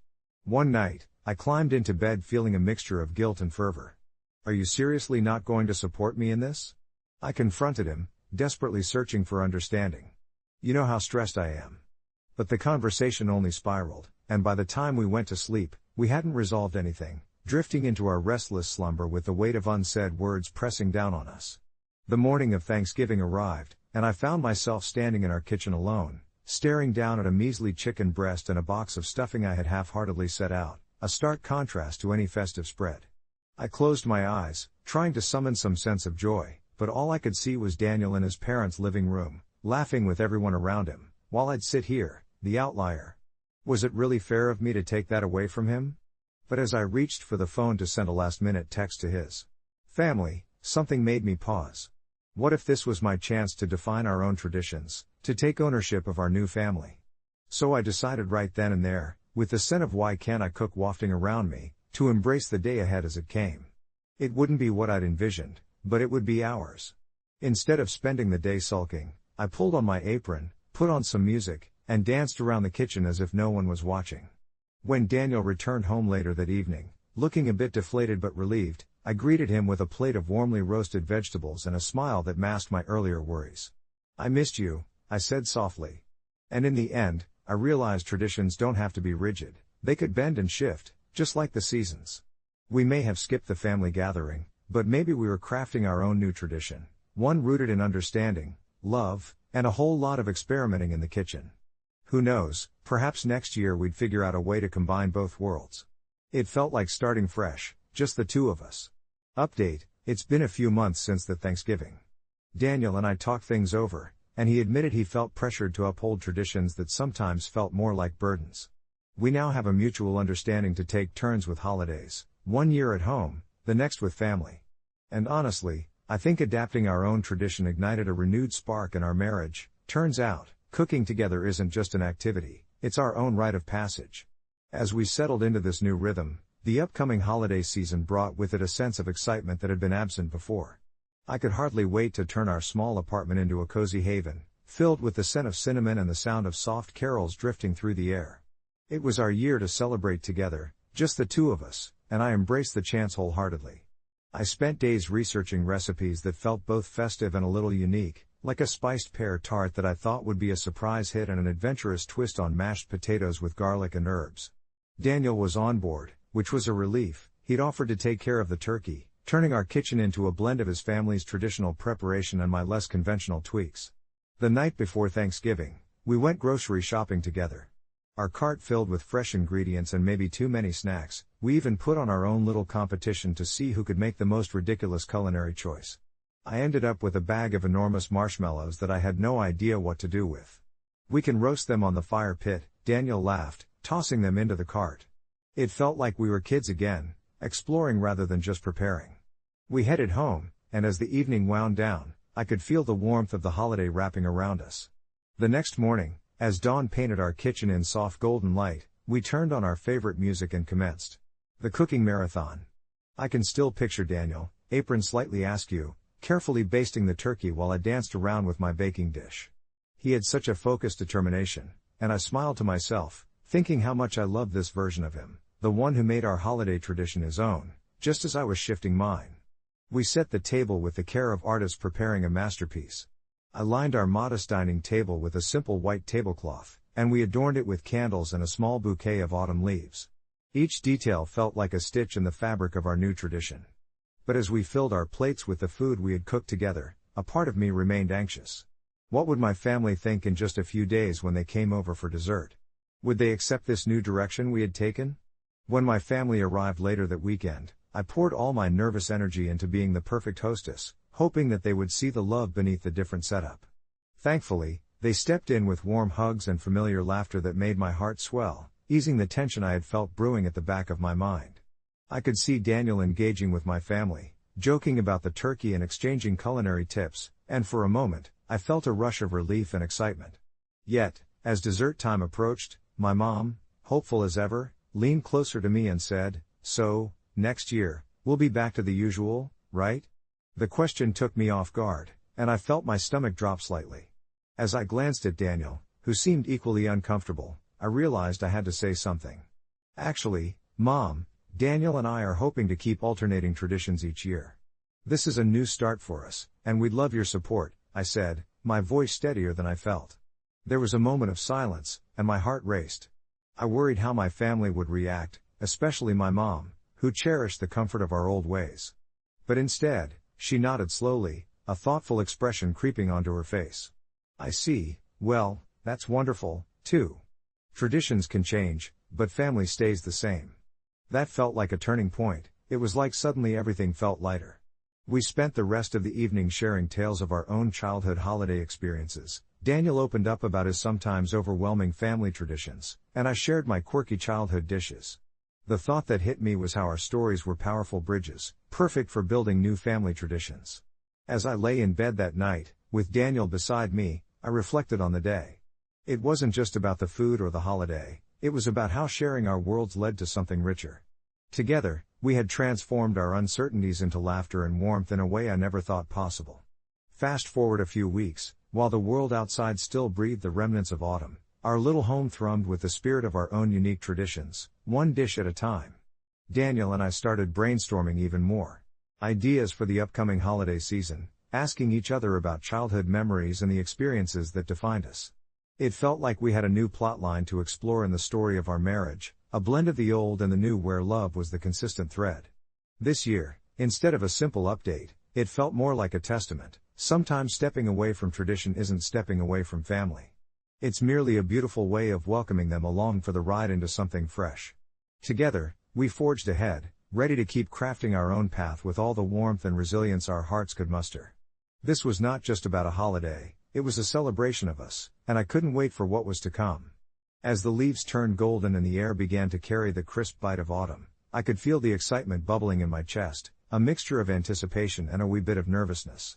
It was almost time for us to host our first Thanksgiving in our new tradition, the opportunity to showcase our blend of cultures and backgrounds with our closest friends and family. Daniel and I had charted out a whole new experience, merging his family's classic recipes with my own quirks. We developed a menu that made my mouth water just thinking about it: sweet potato casserole with a dash of cinnamon and a sprinkle of maple syrup, my mother's famous stuffing enriched with a touch of sage, and of course, his family's roast turkey, but I snuck in a smoky paprika twist. The kitchen was alive with the sound of sizzling pans and laughter as we rummaged through old family cookbooks and presented dishes to each other like treasured gifts. Each spoonful of gravy, every pie crust we wrestled with, became a symbol of our partnership. I remember the way Daniel would toss his head back with laughter, a hint of flour dusting his nose every time I challenged him on the proper way to fold in the whipped cream. Those little moments became our unbreakable thread, a tapestry of memories woven with joy, frustration, and affection. As Thanksgiving approached, however, I couldn't shake a lingering anxiety about how everyone would respond. Would my parents take to his family's traditions? Would his relatives embrace the deviations from the norm? The night before the big day, I found myself lying awake, staring at the ceiling, mulling over my feelings as the weight of expectation settled upon my chest. It was more than just any family gathering, it was holding the potential for either acceptance or pushback. When the big day finally arrived, the air was thick with the smell of roasted turkey and fresh herbs, a heady mix that seemed to wrap around us like a warm embrace. Our small home was filled with love and laughter as guests trickled in, greeting each other with hugs and excited chatter. I caught momentary glances of worry on my parents' faces, but when I saw Daniel's Aunt Linda laughing heartily at a joke my dad had told, my heart eased slightly. Dinner was a beautiful disaster. Just as we all sat down to eat, the turkey, in all its glory, let loose a spray of juices, making Daniel and me erupt in giggles while our guests shot us amused glances. My mom offered a spoonful of real gravy while Daniel proudly served his paprika gravy, and I watched, holding my breath for the first bite. The moment felt electric. Much to my surprise, the two gravies aged like fine wine, drawing compliments from all corners of the table. Mixed conversations flowed over platters filled with vibrant colors, a mosaic of flavors that told stories of our families and their histories. As I watched my parents invest in Daniel's family's tales and traditions, my heart swelled. There we sat, weaving the old and the new into something that belonged to all of us, intertwined in understanding and affection rather than obligation. By the time dessert rolled around, I felt different, lighter, more alive. I looked across the table at Daniel, who caught my gaze and smiled, his eyes twinkling with a blend of pride and amusement at the embarrassing mishaps of the day. The evening ended with us all clinking our glasses, a chorus of gratitude ringing out as we celebrated not only the food but the promise of togetherness. The echo of laughter settled like a warm quilt draped over our shoulders, enfolding us in a newfound appreciation for life, each of us, together. As our guests began to leave, I joined Daniel by the door, quietly savoring the moment. It dawned on me that stepping away from rigid traditions opened doors I never knew existed. It wasn't about rejecting the past, it was about embracing possibilities, finding fresh beginnings even in the heart of cherished history. That night felt like more than just a holiday dinner, it was a collection of little miracles, each one reminding me that families can indeed forge ahead, carving paths anew while carrying legacies along for the ride. As we cleaned up together, Daniel leaned against the counter, a satisfied grin on his face. "Maybe Thanksgiving doesn't have to fit into a box," he said, brushing crumbs into the trash. "Maybe it just has to feel like home." And in that moment, surrounded by remnants of laughter and a shared future, I knew without a doubt that we were building our own journey, brick by brick, and I wouldn't have it any other way. I remember the day everything changed like it was yesterday. The warm sun spilled into my college dorm room as I balanced my classes, endless readings, and the issues of friends with the routine of my freshman year. I had finally settled into my independence, reveling in the freedom of living away from home. But then I got a call from my older sister, Clara, who was already struggling to take care of her fast-growing baby, Emily, after an unexpected breakup with her boyfriend. Clara was at her wit's end. "Can I crash at your place for a while? Just until I get back on my feet?" she asked, her voice trembling with uncertainty. I felt a pang of guilt, knowing she was in a tough spot, but the dread sank in as well. My dorm was tiny, meant for two, and seriously incapable of accommodating a baby and a grown adult. I hesitated, my mind racing through everything I'd already navigated in my new life. "Clara, the dorm is really small. It's a shared space, and I think it would be cramped for you and Emily," I finally replied, steeling myself against the disappointment I could sense through the phone. The silence felt thick, oppressive. "You don't understand," she countered, her voice rising slightly. "I have nowhere else to go. I need your help." I felt the walls closing in on me. I could already picture the messy diapers, constant feedings, the late-night crying mixed with my 8 a.m. classes and the frenetic energy of college life. I couldn't see how it could remotely work without it spiraling into chaos. She responded with thinly veiled indignation, "So this is what family means to you? Just ditching me when things get tough?" The accusation stung. I found myself wanting to explain that she was my sister, that I loved her, that my legs were shaking as I stood my ground, but even as she continued to push, I felt my chest tighten. An internal battle unfolded, each memory of the time she had supported me, every sacrifice she made boiling down to my refusal to be the safety net she desperately needed. Still, I knew I was doing the right thing, preserving my own mental space, yet shame burned in my stomach like acid. I could only muster a small, "I'm really sorry, but I just can't," before she hung up. The next day felt hollow. I went to classes and tried to focus, but Clara's words echoed in my mind, clouding any joy I previously felt about college. Days passed, and our relationship became strained. I received the occasional text filled with disappointment and frustration. The more time that passed, the heavier the ache between us felt. What I really couldn't shake was the nagging thought, was I the asshole? Maybe family meant being stretched beyond breaking for one another, but my dorm felt like a prison designed to choke the last waves of independence I had left. I steered clear of social media, hoping my peers' endless joys wouldn't twist the knife deeper, but I spent nights tossing in bed, replaying the moment over and over in my mind. In the end, Clara found a temporary place to stay with a mutual friend. We talked through it one night, frustrations spilling over like the brim of a glass that had been too full. "You hurt me," she said softly, the anger replaced with vulnerability. It hit me hard. I had, in some way, shifted the burden of her struggles onto my own shoulders, intending to protect myself while causing her pain. I apologized, genuinely this time, realizing we weren't at war but traversing different battles. We both cried, sharing our vulnerabilities, and in that raw, open moment, I understood, sometimes being the good sister doesn't mean rescuing, sometimes it means being honest, even if it hurts both of you. Now, months later, we're not back to where we were, but there's a new understanding, and perhaps a tentative acceptance that we both have our paths to navigate, and sometimes those paths don't intersect as neatly as we wish. It's been a few months since that emotional exchange, and while we're not instantly best friends again, there's this unspoken truce hanging in the air like a tentative peace treaty.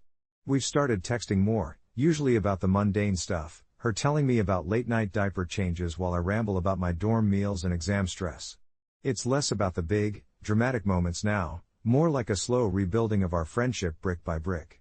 I remember last week, just a regular Sunday, when I decided to call her while I was huddled under my pile of textbooks, desperately trying to absorb the chapter on Shakespeare. I asked her how things were going with the baby, and she laughed a little, telling me how she finally managed to get him to sleep without having to rock him for an hour first. The way she spoke, with this mix of pride and exhaustion, made me smile. Here's this woman I grew up with, and despite all the chaos, she's learning and evolving into a mother like I always knew she could. It hit me hard in a way I wasn't prepared for, realizing she's not just my sister anymore, she's a whole person living in a completely different world now. A little later, the conversation turned more serious, as it often does when we start to dig deeper. She admitted she still felt a bit lost, caught between who she used to be and who she's becoming. While I sat there, I remembered all those times I felt like I was drowning in university pressure, how lost and unseen I sometimes felt amidst it all. It clicked in that moment, as much as I felt like I had to protect my own space and sanity, she was still navigating her ocean of changes alone, just like I was with mine. Instead of feeling defensive or put upon again, I found myself wanting to help her, not out of obligation but because I could understand that loneliness. I suggested we set a regular time to check in on each other, maybe a video call where we could let our guard down and just be ourselves, sisters trying to figure it all out together, even from a distance. I wasn't sure if she'd agree, but surprisingly, she loved the idea. "Let's not just do this when things get hard. Let's make it a thing, you know?" She responded, and it reminded me how vital that connection is, even if it's just to hear her voice or see her face, that familiarity brings comfort. Now, we're weekly catch-up buddies, and it doesn't always look how I imagined a sisterly bond should be, less about shared rooms and secrets, more about shared struggles and laughter over video calls. I've started to realize that love isn't only about proximity, sometimes, it's about showing up, even if it's from 1,000 miles away. We're both still in our own battles, making our own choices, but I feel like we're slowly learning to cheer for each other from the sidelines, which in itself can be a form of love. Sometimes, I think back to that tension-filled moment when I refused her request, wondering how differently I might have reacted. But for now, I'm thankful for the path that's opened up between us. It feels fragile, but in this world that sometimes seems so disconnected, it's like a breath of fresh air, reminding me that there's always room for understanding, if only we let ourselves be honest with one another. As the months rolled on, I found myself reflecting on that pivotal evening more often than I imagined I would. The crisp fall air had settled in, and with it, the leaves painted the campus in rich hues of orange and gold. It was the kind of season where students were buried in their textbooks, but I often let my mind drift to the complex tapestry of my relationship with my sister. What that confrontation had unveiled wasn't just frayed emotions but a shared, unspoken desire for connection amidst our chaos. Sophie had oscillated between feelings of empowerment and despair since becoming a mother, and I admired her ferocity. She was fiercely independent, yet there were nights I could almost hear her struggling through the silence, the kind where a baby would cry in the background, overlaid with muffled sighs. I could picture her tucked away in her tiny apartment, surrounded by baby toys and half-folded laundry, trying to balance motherhood with her ambitions. It made me think about how every time she called, her voice teetered between needing help and not wanting to burden me. I sometimes wondered if I was too self-absorbed, caught up in my college life while she was knee-deep in late-night feedings and toddler tantrums. There was guilt wrapped around each of those thoughts. Now, whenever I visited her, I tried to walk the fine line between being supportive and not overwhelming myself. I remember one evening as I sat in her living room, the walls plastered with graduation photos of us, two sisters in cap and gown, faces beaming with pride. It hit me then, our lives were so intertwined, yet we had become strangers in some way. I didn't realize how lonely I would feel, you know? She admitted while bouncing her baby on her knee, a wistful look crossing her face. I could barely respond. Taken aback by the faint tremor in her voice, the realization that even in motherhood, her battles were hardly over. In those moments, I learned to listen more than I spoke. I'd sit quietly, absorbing her worries, her triumphs. Her description of a difficult day was often patterned with frustration followed by determination, and I couldn't help but respect her even more for it. I made it a point to visit regularly because even if I couldn't fully understand her experience, I wanted her to feel the presence of someone who cared. Sometimes, she'd simply need a break, those afternoons when I'd take the baby out for a stroll. We didn't always need to talk, our companionship lay in shared silence, the occasional laugh that ignited between us over something mundane, both of us savoring the distance we had navigated to reach this point. When winter rolled in, the air turned biting, and the city began to glow with holiday lights. I invited her to come stay with me in my dorm for a weekend, a little escape I thought we both could use. I felt a surge of exhilaration thinking about how my small space could host both her and my tiny niece, albeit temporarily. Sophie hesitated, her conventional worries creeping in about wrangling a restless child in a cramped room, but I could see her eyes light up at the prospect. At that moment, instead of scrambling for all the reasons why it might not work, I encouraged her, assuring her that we were both capable of this new adventure together, one that didn't revolve around cramped quarters. It felt freeing. The day she arrived was filled with light-hearted chaos. There were diaper bags on the floor, laughter replaced by a mixture of soft coos and squeals, and a dance between our different worlds. It was messy, not in the way of a fight but in a beautifully chaotic way that reminded me how far we had come. We each carved out our space among the clutter of pillows and toys, and as the sun dipped below the horizon, our conversation found its rhythm again. Sophie's laughter echoed around the room like a warm embrace, reminding us both that we could, indeed, build bridges instead of walls. We didn't solve everything, but that's the beauty of life, isn't it? It's not about having the answers at every turn, but rather about embracing the uncertainties together. I've come to realize that paths can diverge and reconnect in the most unexpected ways. Perhaps it was just a weekend in my little dorm room, but it was a testament to our bond, evolving, redefining, standing strong enough to withstand the storms before us. As we tucked ourselves in that night, enveloped in the kind of shared warmth that felt rich in its tender familiarity, I knew we were on the brink of something beautiful. Our battles were still ours alone, but the acceptance dawned that we could face whatever came next, not remembered as the lost sisters, but rather as those learning to be there for one another, even from a distance. And in that, there was a kind of victory worth celebrating. I never thought a night out with friends could turn into such a ridiculous dilemma, but here I was, sitting on a bar stool, nursing my drink and feeling increasingly uncomfortable. It was a Saturday night, and my friends and I decided to hit up our favorite dive bar, the one with neon lights flashing and the kind of energy that makes you forget about work for a while. The laughter and chatter around me felt inviting, but a creeping tension settled in my stomach as the night wore on. There was this guy, Jason, a friend of a friend, who'd been hanging around our group. He was charming in an overly friendly way, and I'd tried to shake off the sense that he was enjoying my company a bit too much. When the night started winding down, Jason proposed that we all share an Uber back to our neighborhood. I was totally on board until he added, "But it's a little tight, so, if you want to sit on my lap, it's cool." A rush of embarrassment washed over me, mixed with indignation. I laughed it off, hoping it was a joke, but he just grinned, clearly serious. I could feel my friend's eyes darting around, unsure, some snickering at the absurdity. My heart raced, and for a fleeting moment, I considered the situation, a mixed bag of social pressure and a desire not to be the downer of the group. But something deep inside me recoiled at the idea of sitting on a stranger's lap, even for a 6-minute ride. I didn't want to make a scene, but the thought alone left a bad taste in my mouth. I didn't want to be rude, yet I couldn't shake off the feeling that it would trivialize my own boundaries. In that instant, I decided. No, thanks, I said, trying to sound lighthearted, I'll just call an Uber. Jason raised an eyebrow, and I could feel a flicker of surprise from the others.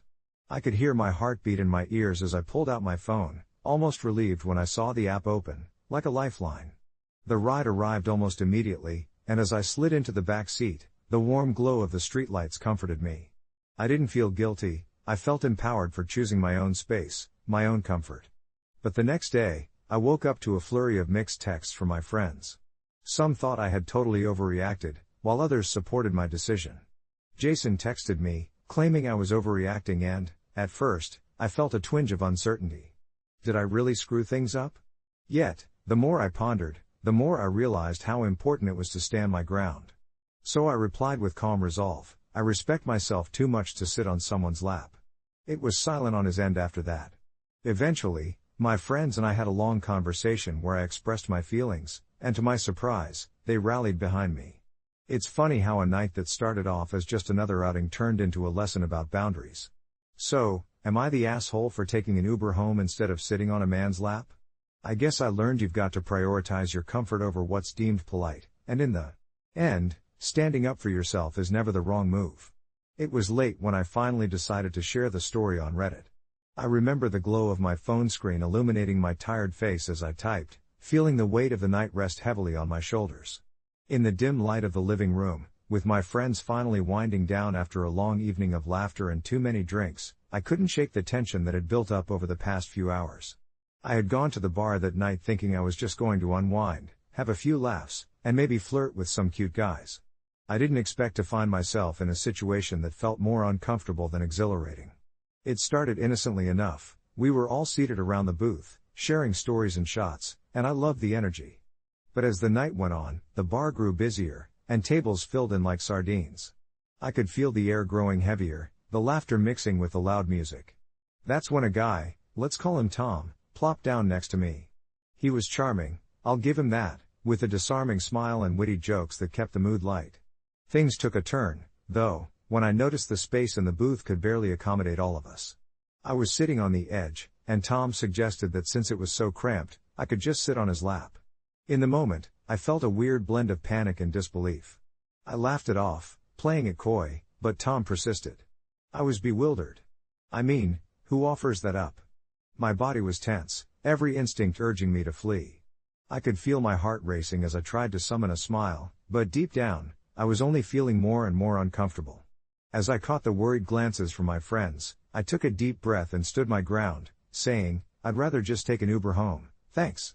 And honestly, it was brave of me, I felt brave, until I saw Tom's face fall, that smirk replaced with a mix of confusion and irritation.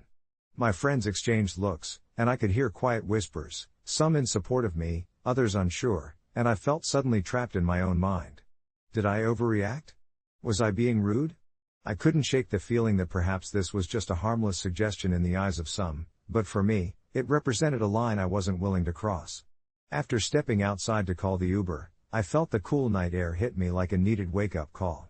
I thought of all the times I had compromised my comfort for the sake of others' expectations, and it filled me with resolve. I'd rather ride alone than feel that pressure to sit on a stranger's lap. As I sat in the back seat, scrolling through Reddit, a thought struck me. Perhaps what I'd experienced wasn't just about that particular instance but about speaking up in a world where being nice sometimes felt like just a cover for discomfort. After typing my story and hitting post, I felt an odd mix of relief and vulnerability. As the comments started rolling in, so many people understood my perspective. You're not the asshole, echoed from screen to screen, a chorus of solidarity that warmed my heart. And while the night was far from what I'd hoped, it turned into something much more significant than just a poorly timed joke. Yes, it was just a night out, but it transformed into an unexpected lesson about what it means to trust yourself. I spent the next few days thinking about that experience, recognizing how often we brush off our own boundaries for the sake of acceptance. I even started to notice more of those moments in my daily life, where I'd hesitate to voice my discomfort, swayed by the fear of seeming rude. Reading through the supportive threads fueled my drive to stand my ground, and I began to embrace saying no when I needed to, a skill I realized I'd neglected in my efforts to go along to get along. A couple of weeks later, I saw Tom again at another bar, and instead of feeling anxious, I just felt indifferent. He approached me to chat, and I politely kept the conversation light. I knew I had made the right choice that night, because ultimately, valuing my comfort over someone else's casual expectation felt like a small victory. I ended up getting home that night feeling empowered, and while I know I might face similar situations again, I also know now that being true to myself is always worth it, no matter how awkward it feels in the moment. In the end, I learned that standing up for myself is never a wrong move. It's a chance to rediscover my voice, my space, and my boundaries. So no, I'm not the asshole for choosing an Uber over a lap, but I'm proud I chose to prioritize me. As I sank into my couch, the soft fabric enveloping me, I couldn't shake the odd blend of liberation and anxiety that still buzzed inside me. It was strange how such a simple decision could spark so many emotions. I replayed the night in my mind, the vibrant laughter, the thumping bass of the music, the wave of warmth that washed over me as I watched my friends dance, each of them lost in their own world. I remembered the moment it shifted, that realization that I was uncomfortable, that pressure to conform to an unspoken agreement just to keep the peace. I had always considered myself a go-with-the-flow person, but that night, I felt something crack within me, something that whispered it was okay to disrupt the flow, that it was okay to be a stick in the proverbial wheel if it meant preserving my integrity. The next few days rolled by in a reflective haze. I felt lighter in my interactions, as if I was shedding some skin. At work, I found myself speaking up in meetings where I might have let others dominate. I would joke about it to myself, saying, "Hey, if I can say no to an awkward lap ride, I can definitely voice my ideas." My coworkers laughed, likely thinking I was just being quirky, but for me, it was a reinvention. The incident became a quiet but significant marker, a reminder of what it meant to assert myself. Later that week, I bumped into Mark at a coffee shop. He was already at a table, scrolling through his phone, when I walked in. The first thing I noticed was the stiffening of his posture as our eyes met. Part of me wanted to walk over, to clear the air, but another part, the braver part, told me to just grab my coffee and be on my way. As I stood in line, I debated my next steps. Should I confront him? Apologize for being rude, or better yet, should I inquire about his reaction? I certainly wanted to know if he regretted it, or if he still felt I had overstepped by turning him down. In that moment of indecision, as I waited for my soy latte, my phone buzzed with a message. It was from Sarah, my close friend who had backed me up that night. "How are you holding up? I know things got weird with Mark. Let's talk." I smiled, that little flutter of warmth igniting inside again. I shot her a quick reply, reassuring her I was fine and would love to chat. It was strange how one experience could ripple through various aspects of your life, redefining friendships, shifting dynamics.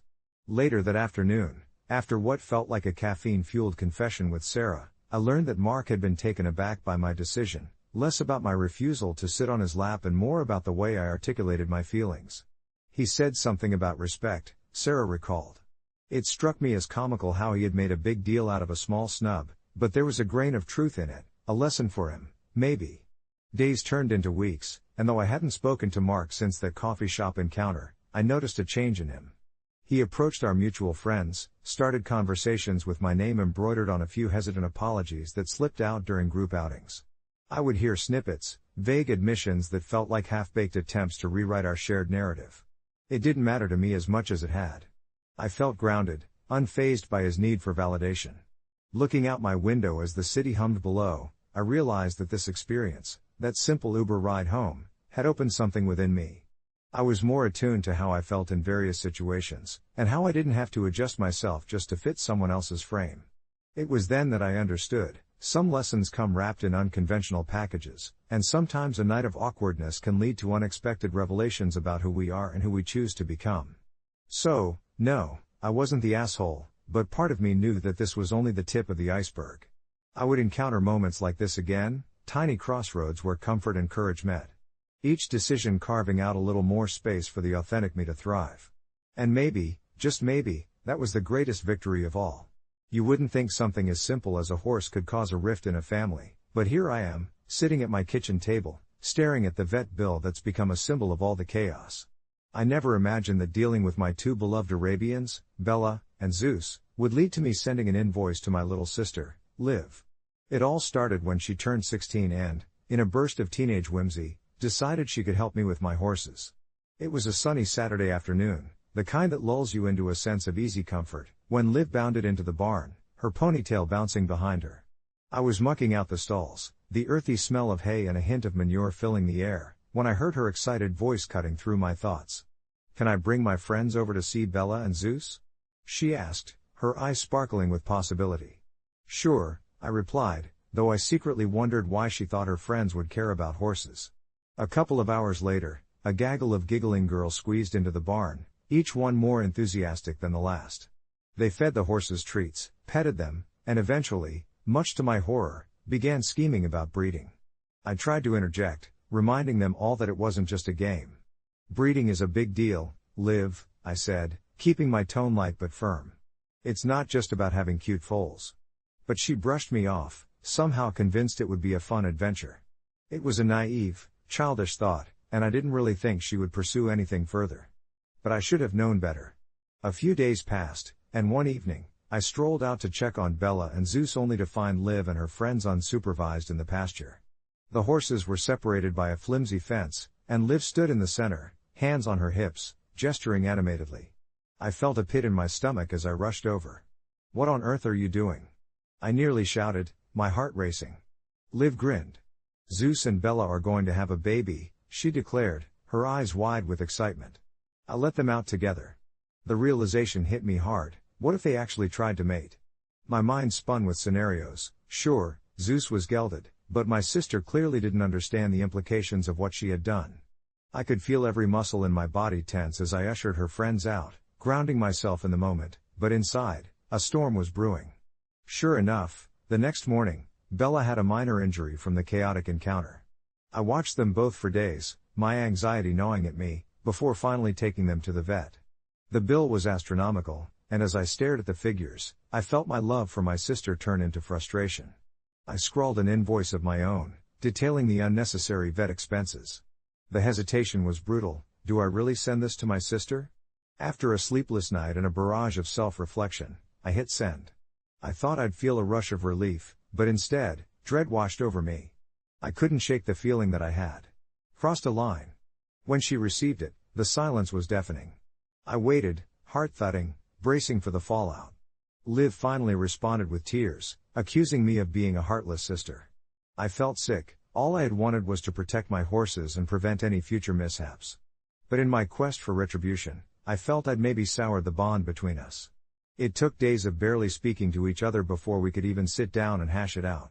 We both cried, she apologized for being reckless, and I confessed how much the whole ordeal had shaken me. We came to an understanding. She would look after Bella and Zeus, and I would be more patient. It all felt surreal, almost haunting, how a simple mishap turned a common Saturday into this ping-pong of emotions. I realized that while I might have been justified in my feelings of frustration, I could have handled it with a bit more grace. As I sit here now, sipping a cup of tea, looking out at the pasture, Liv is out there with the horses, brushing them with a focus I hadn't noticed before. Maybe we both learned something, after all. Life with family isn't easy, and it's definitely a balancing act. As for the vet bill, I now simply consider it an investment in understanding each other better, a reminder that family, like horses, might need a bit more guidance to grow. I find myself smiling as I watch Liv, a little focused whirlwind in that wide expanse of green, her tangles of hair whipping around her face in the breeze. It's almost humorous how she can draw those horses into her orbit. They seem to respond to her presence. I remember the chaos of last week, the shock flaring through my entire body when I discovered her near my barn, attempting to corral my stallion, Duke, and my mare, Bella, for what she thought was a matchmaking session. It felt like she was going to be the next horse whisperer, but in reality, she was just an enthusiastic 11-year-old trying to play God, completely oblivious to the risks involved. The whole scene flashed through my mind, Liv's pleading eyes as she assured me it was just a harmless idea. Just because she was my little sister didn't mean I wouldn't worry about the potential damage, physical and emotional, those horses could incur. When the vet bill arrived, I hesitated, anger pooling in my gut. I should have been understanding. After all, horse breeding felt so foreign to Liv, yet she approached it with this wild imagination that I once had, decades ago. But that day, in the midst of my frustrations and my concerns crashing together, my practicality took over. I sent her the bill with a curt message, a small gesture that felt justified in the moment. Later, though, when I saw her face fall as she read my text, a crumbling hurt that matched the weight in my chest, I regretted my approach. The tension between us grew, a lingering small storm in a family that had always prided ourselves on unity. Watching her now, though, I realize how quickly that storm can quiet.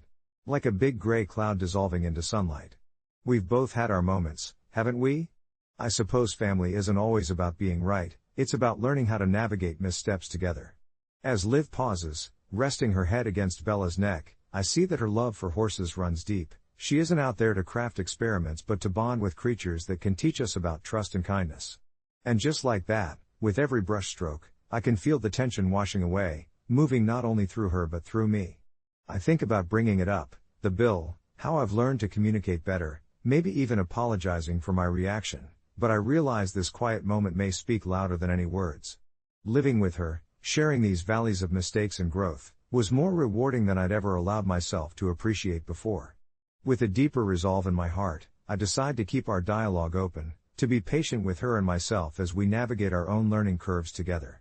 I take another sip of my tea, watching the scene before me, and I find peace in knowing that perhaps that vet bill wasn't just a cost but a bridge that had invited us closer to each other, showing that the things that strain us can also shape us. As I sat there, watching Liv methodically brush each horse with tender strokes, I felt an overwhelming sense of clarity wash over me. The sun kissed the horizon, casting warm hues over the pasture and illuminating the imperfections on our little homestead. Each broken fence post, each patch of wildflowers spilling over the edges reminded me that life itself isn't meant to be immaculate. I took another slow sip of my tea, letting its warmth seep through my fingers. It wasn't just about the vet bill anymore, it was about the lessons we often overlook when wrapped up in our frustrations.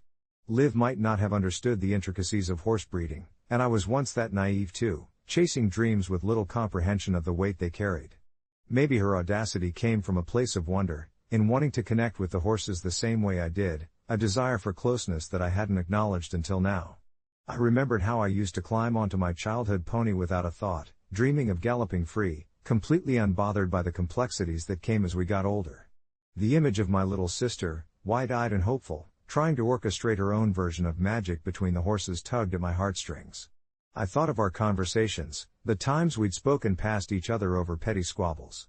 A breath of fresh air settled into my thoughts. Perhaps I had been too harsh, too quick to defend the reputation of my horses rather than embrace the sincerity of her intentions.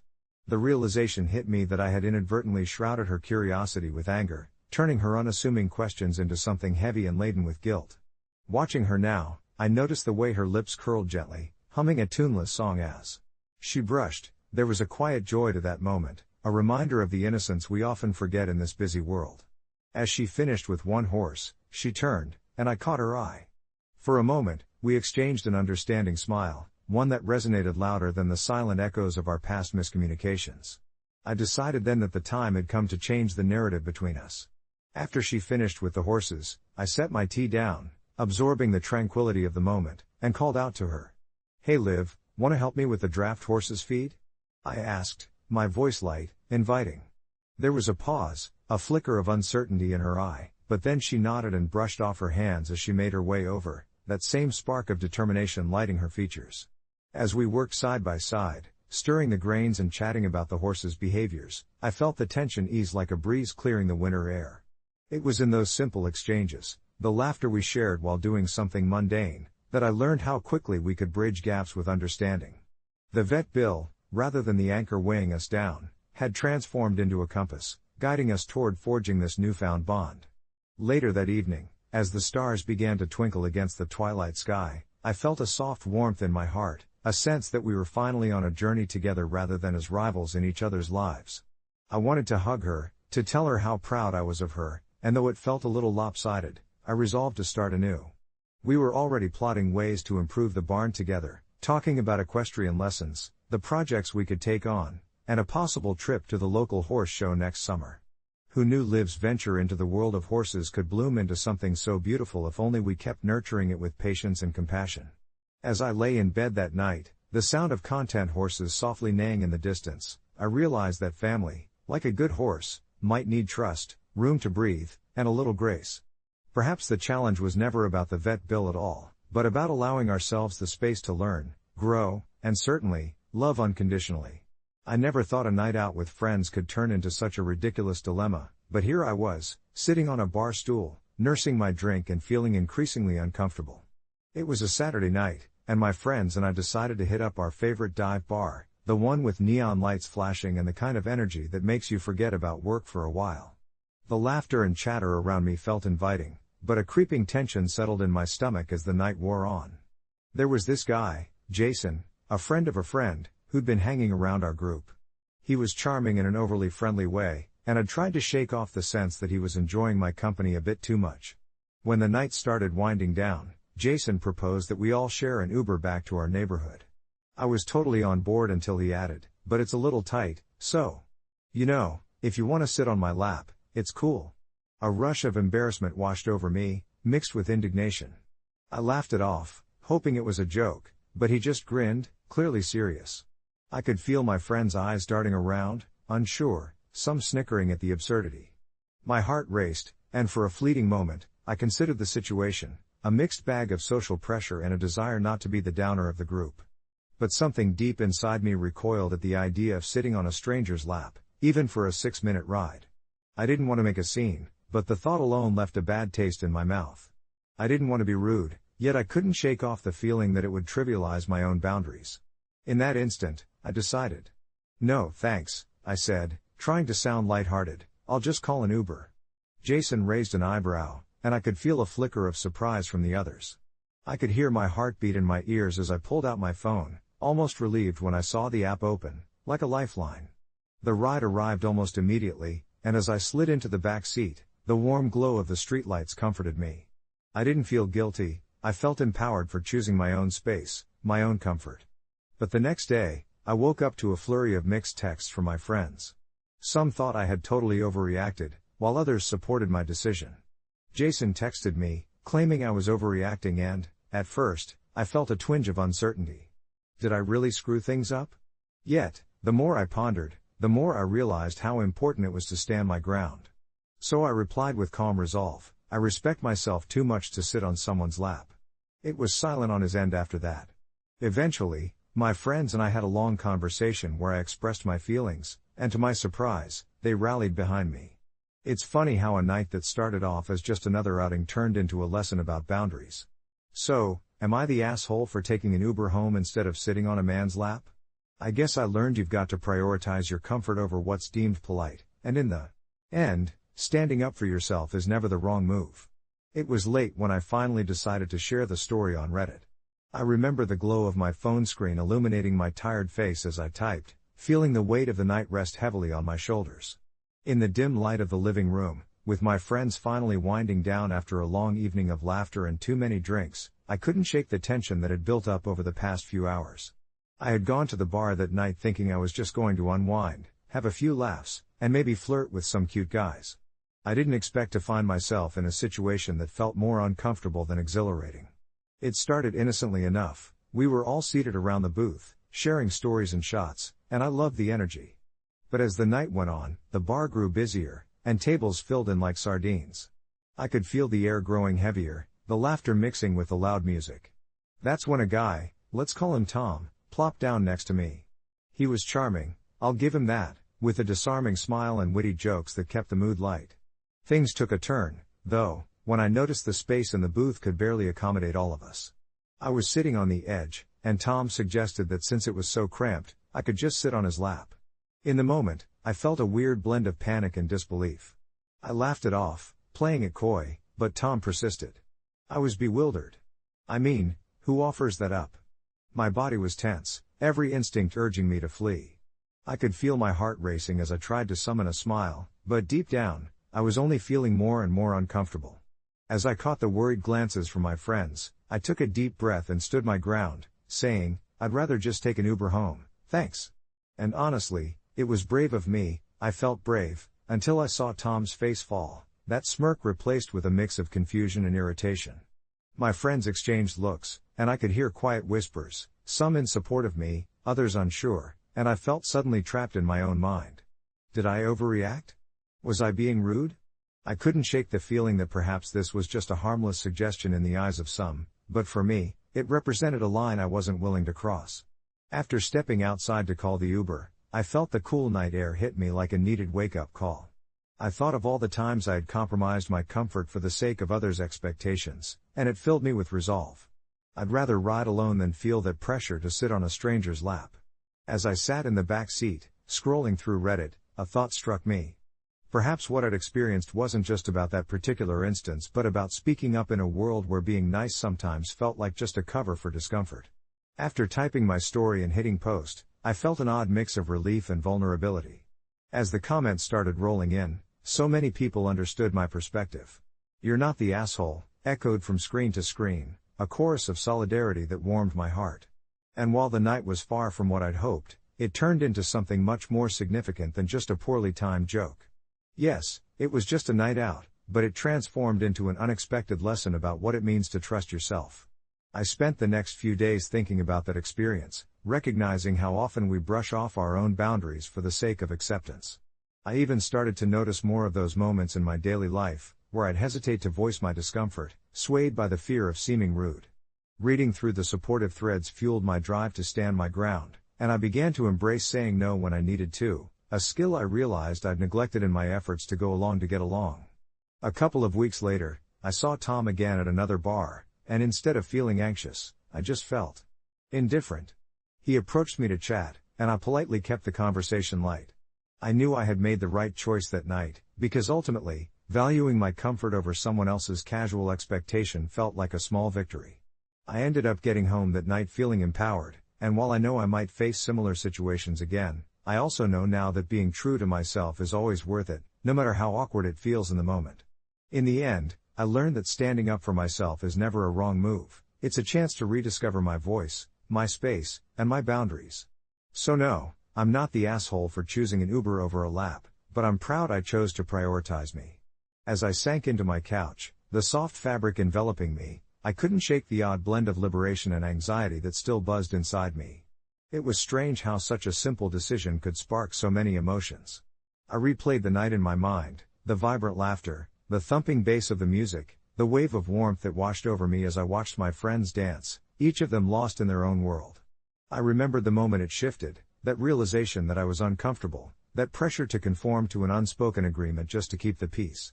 I had always considered myself a go-with-the-flow person, but that night, I felt something crack within me. Something that whispered it was okay to disrupt the flow, that it was okay to be a stick in the proverbial wheel if it meant preserving my integrity. The next few days rolled by in a reflective haze. I felt lighter in my interactions, as if I was shedding some skin. At work, I found myself speaking up in meetings where I might have let others dominate. I would joke about it to myself, saying, "Hey, if I can say no to an awkward lap ride, I can definitely voice my ideas." My coworkers laughed, likely thinking I was just being quirky, but for me, it was a reinvention. The incident became a quiet but significant marker, a reminder of what it meant to assert myself. Later that week, I bumped into Mark at a coffee shop. He was already at a table, scrolling through his phone, when I walked in. The first thing I noticed was the stiffening of his posture as our eyes met. Part of me wanted to walk over, to clear the air, but another part, the braver part, told me to just grab my coffee and be on my way. As I stood in line, I debated my next steps. Should I confront him? Apologize for being rude, or better yet, should I inquire about his reaction? I certainly wanted to know if he regretted it, or if he still felt I had overstepped by turning him down. In that moment of indecision, as I waited for my soy latte, my phone buzzed with a message. It was from Sarah, my close friend who had backed me up that night. "How are you holding up? I know things got weird with Mark. Let's talk." I smiled, that little flutter of warmth igniting inside again. I shot her a quick reply, reassuring her I was fine and would love to chat. It was strange how one experience could ripple through various aspects of your life, redefining friendships, shifting dynamics. Later that afternoon, after what felt like a caffeine-fueled confession with Sarah, I learned that Mark had been taken aback by my decision, less about my refusal to sit on his lap and more about the way I articulated my feelings. He said something about respect, Sarah recalled. It struck me as comical how he had made a big deal out of a small snub, but there was a grain of truth in it, A lesson for him, maybe. Days turned into weeks, and though I hadn't spoken to Mark since that coffee shop encounter, I noticed a change in him. He approached our mutual friends, started conversations with my name embroidered on a few hesitant apologies that slipped out during group outings. I would hear snippets, vague admissions that felt like half-baked attempts to rewrite our shared narrative. It didn't matter to me as much as it had. I felt grounded, unfazed by his need for validation. Looking out my window as the city hummed below, I realized that this experience, that simple Uber ride home, had opened something within me. I was more attuned to how I felt in various situations, and how I didn't have to adjust myself just to fit someone else's frame. It was then that I understood, some lessons come wrapped in unconventional packages, and sometimes a night of awkwardness can lead to unexpected revelations about who we are and who we choose to become. So, no, I wasn't the asshole, but part of me knew that this was only the tip of the iceberg. I would encounter moments like this again, tiny crossroads where comfort and courage met. Each decision carving out a little more space for the authentic me to thrive. And maybe, just maybe, that was the greatest victory of all. I thought family dinners were supposed to be a happy time, a sanctuary where laughter echoed against the walls and stories were shared over hearty meals. But for us, those evenings had morphed into something altogether different, shadows lurking at the edges of our conversations, wrapping our interactions in unspoken tension. My name is Clara, and I've been married to Tom for 6 years. We have a 5-year-old daughter named Ruby, and while I consider ourselves a loving family, it has become impossible to ignore the growing chasm between Tom's parenting style and my own. I often found myself biting my tongue as I watched him joke with Ruby, unraveling crucial lessons about respect and boundaries into playful exchanges that sometimes skirted a little too close to mockery for my liking. I remember feeling that knot in my stomach every time I saw Tom dismiss her feelings, like the time she fell off her new bike and cried, only for him to ruffle her hair, laughing, saying she was being drama queen. It was that laughter that made me feel like I was caught in some kind of silent storm. Did he really believe it was all a joke? Surely, parenting requires more than a punchline. After months of internal wrestling, trying to bridge our views, I decided, after a particularly difficult week where it felt like every interaction we had ignited a small brushfire between us, that it was time to have an intervention, but one that wouldn't involve an audience. My plan was simple: gather a few close family members who shared my concerns and sit Tom down. The day of the intervention, my heart raced. We hosted the dinner in our cozy living room, filled with the familiar scent of my grandmother's lasagna wafting through the air, an ambrosial comfort I hoped would alleviate the tension. I watched him as he entered, a radiant smile on his face and an easy banter with Ruby. For a fleeting moment, I almost doubted my decision. How would he react to these loved ones sitting there, ominously quiet, gauging his every word? The evening began with laughter and light fare.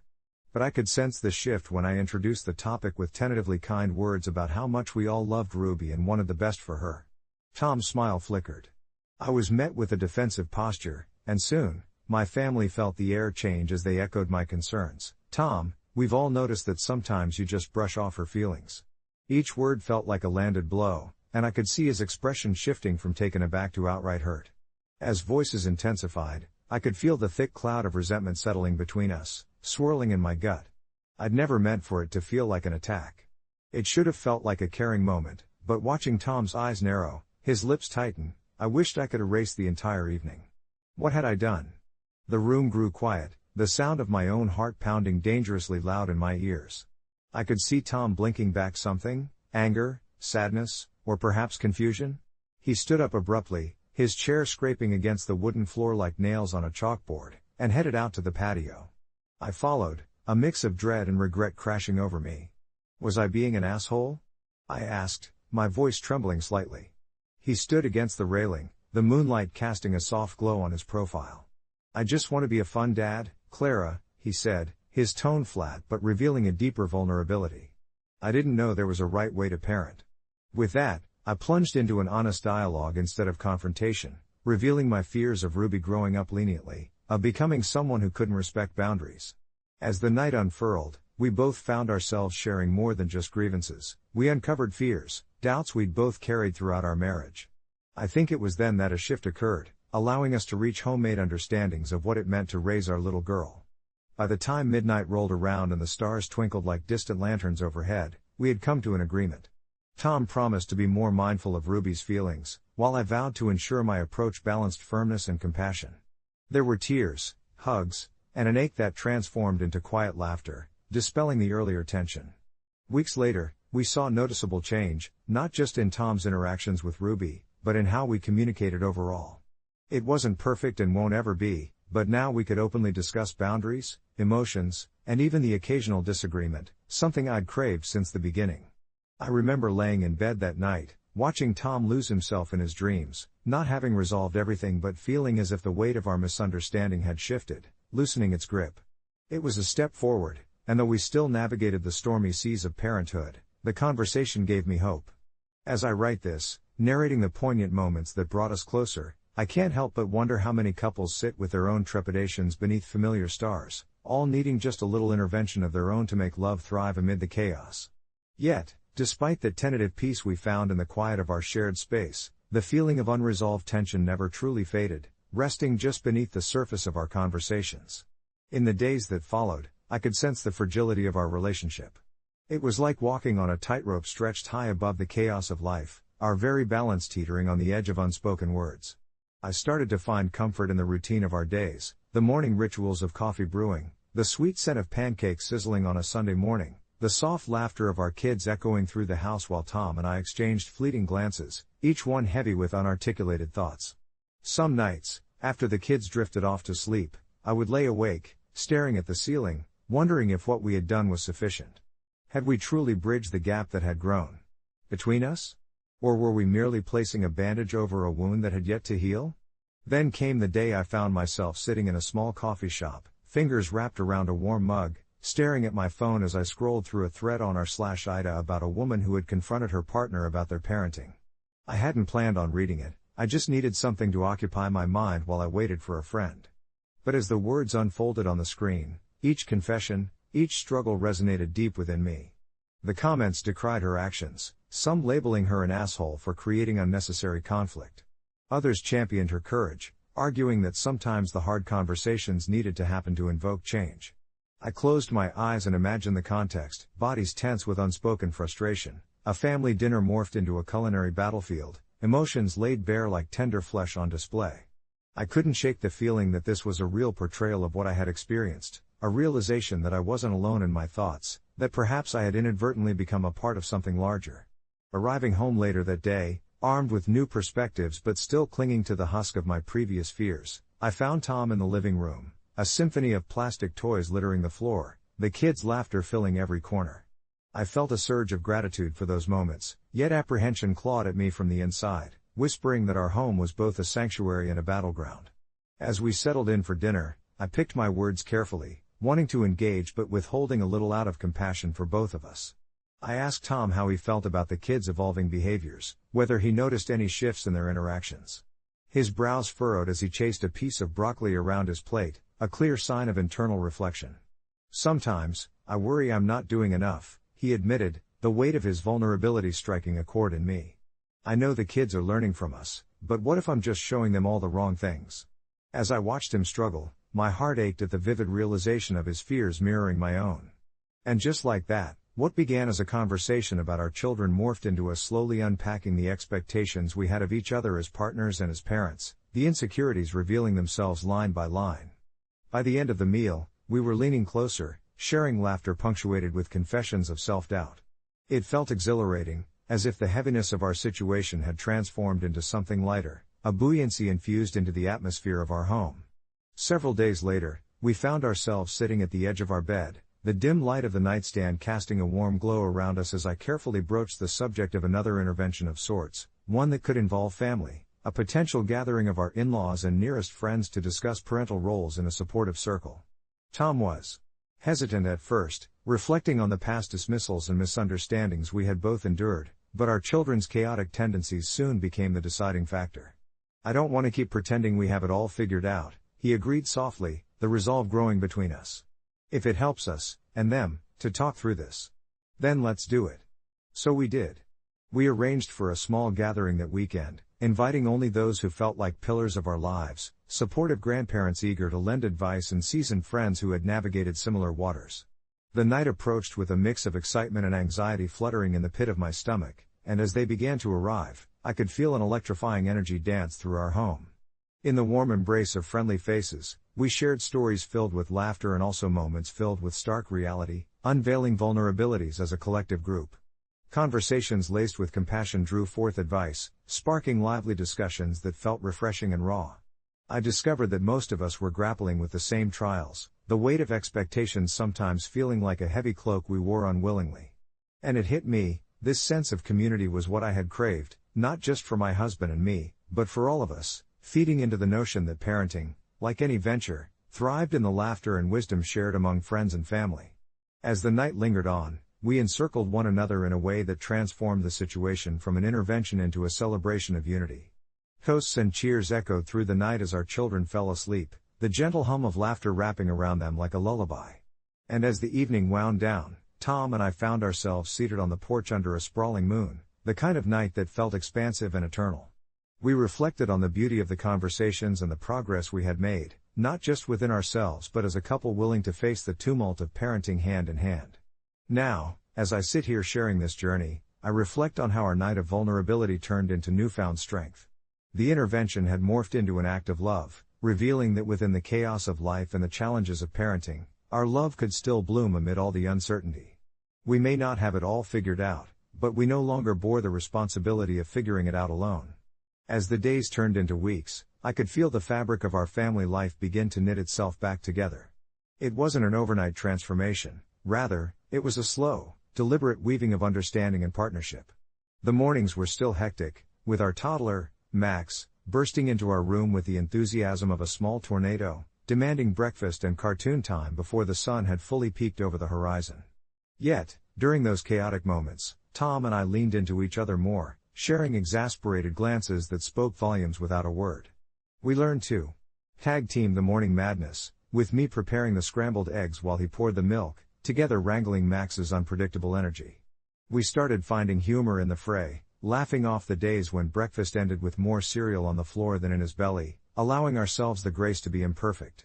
In the evenings, we would sit on the worn-out couch, the remnants of our day still hanging in the air, as I would share the snippets of my workday, and he would recount absurd conversations with coworkers that made even the most mundane tasks sound like adventure tales. It was in these moments that I felt the walls we had built around our frustrations begin to crumble, allowing laughter and openness to seep through the cracks. I began to see Tom not just as my husband, but as my companion in this wild journey of parenthood, a navigation through laughter and chaos, mistakes, and small victories. One Saturday, with the sun warming the world outside, we planned a family outing to the local park, our first trip where we both felt equipped to handle Max's energetic bursts together. Tom and I held hands on the way, a small symbol of our resolve amidst the complexities. We shared the simple joy of watching Max run unabashedly toward the playground, his laughter echoing against the lush backdrop of summer. That afternoon was punctuated by sticky popsicles and spontaneous races, and with every shared experience, I felt the uncertainties of our earlier days start to fade into a warm, comforting glow. As the sun dipped lower, painting the sky with streaks of orange and purple, I turned to Tom, who was grinning as he swung Max into the air. It struck me then that our intervention had not only unveiled the cracks in our communication, it had also ignited a deeper understanding of what we could accomplish as a team. It was about pride, shedding the notion that we had to bear our struggles silently, and embracing the messy, beautiful experience of parenthood together. That evening, lying in bed with the laughter and chatter of our lively boy still echoing in my heart, I reflected on everything we had faced. Sure, the journey wasn't perfect, and I knew moments of frustration might still come. Like any couple grappling with the weight of parenting, we'd have stumbles. Yet, we were now armed with somehow a clearer perspective. The intervention hadn't been a merely talking it out session. It had forged an unspoken pact that we would continue nurturing our relationship alongside our role as parents. Our love would not be a casualty of life's demands, but rather a partner in this beautiful, layered tapestry we were creating together. As I lay there, feeling the gentle rhythm of Tom's breath next to me, I reached for my phone to journal my thoughts. I didn't want to forget this feeling, the comfort of knowing he was on my side, that together we were ready to face whatever life tossed our way, however clumsy or chaotic it might be.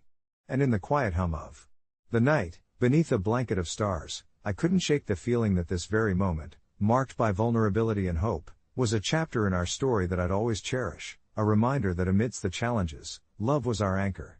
In this swirling world of parenting and partnership, I've come to realize that it's not about having every answer figured out, but rather dwelling in the uncertainty together, trusting that our willingness to communicate would continue to thread our hearts closer. As I drifted off to sleep, a soft smile danced on my lips.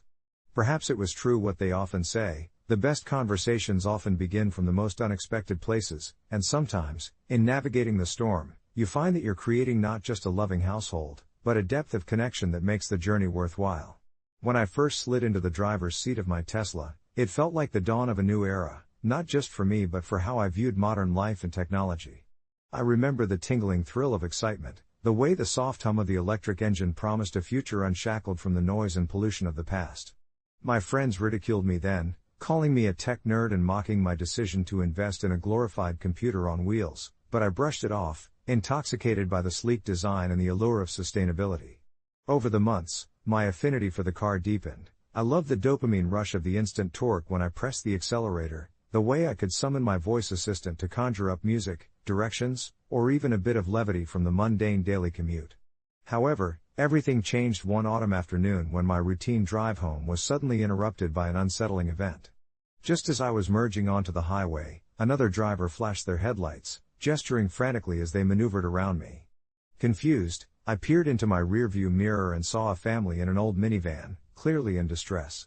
My therapy dog, Barkley, who sat beside me with his head resting lazily on my arm, seemed to sense the tension. I slowed down, pulling to the shoulder of the road, my heart racing with a combination of anxiety and curiosity. As I stepped out, the chill of the evening air hit me and I felt the weight of judgment from passing cars, all of them seemingly aware of this strange, spontaneous moment unfolding. The family rushed out of their minivan, a woman in a white blouse and a man with an ashen face, clutching a small child who appeared to be choking. In an instant, every part of me screamed to help. My heart raced as I recalled my first aid training from years ago. With an urgency that drowned my fear, I rushed toward them, my Tesla's sleek lines glimmering in the afternoon sun, a beacon of both technology and newfound responsibility. After a chaotic few minutes, punctuated by the sounds of desperation and gasps for breath, I managed to assist the child, urging them to cough and finally releasing a small object that had lodged in their throat. Relief washed over the family, whose tears now reflected gratitude rather than panic. I could feel their weight lift just as I felt my own pulse calming in the aftershocks of that dangerous moment. But as I turned to return to my car, a thought crept into my mind, knitting itself with fear. Would they see me as just some tech-savvy guy with a fancy car, not a hero, but merely a pawn of materialism? The fear lingered, reminding me of the conversations about the elitism often associated with electric vehicles. I climbed back into my Tesla, feeling not just drained but a little ashamed, questioning the world I inhabited and whether I'd ever truly been one of them, the nice people who drove simple cars, lived simple lives, and were genuinely a part of the community. That night, I couldn't shake the feeling of disconnection as I pulled up online to a popular subreddit, r/AskReddit. I composed a post that translated my turmoil into words, articulating both my pride in my car and my concerns about how it could segregate me from others.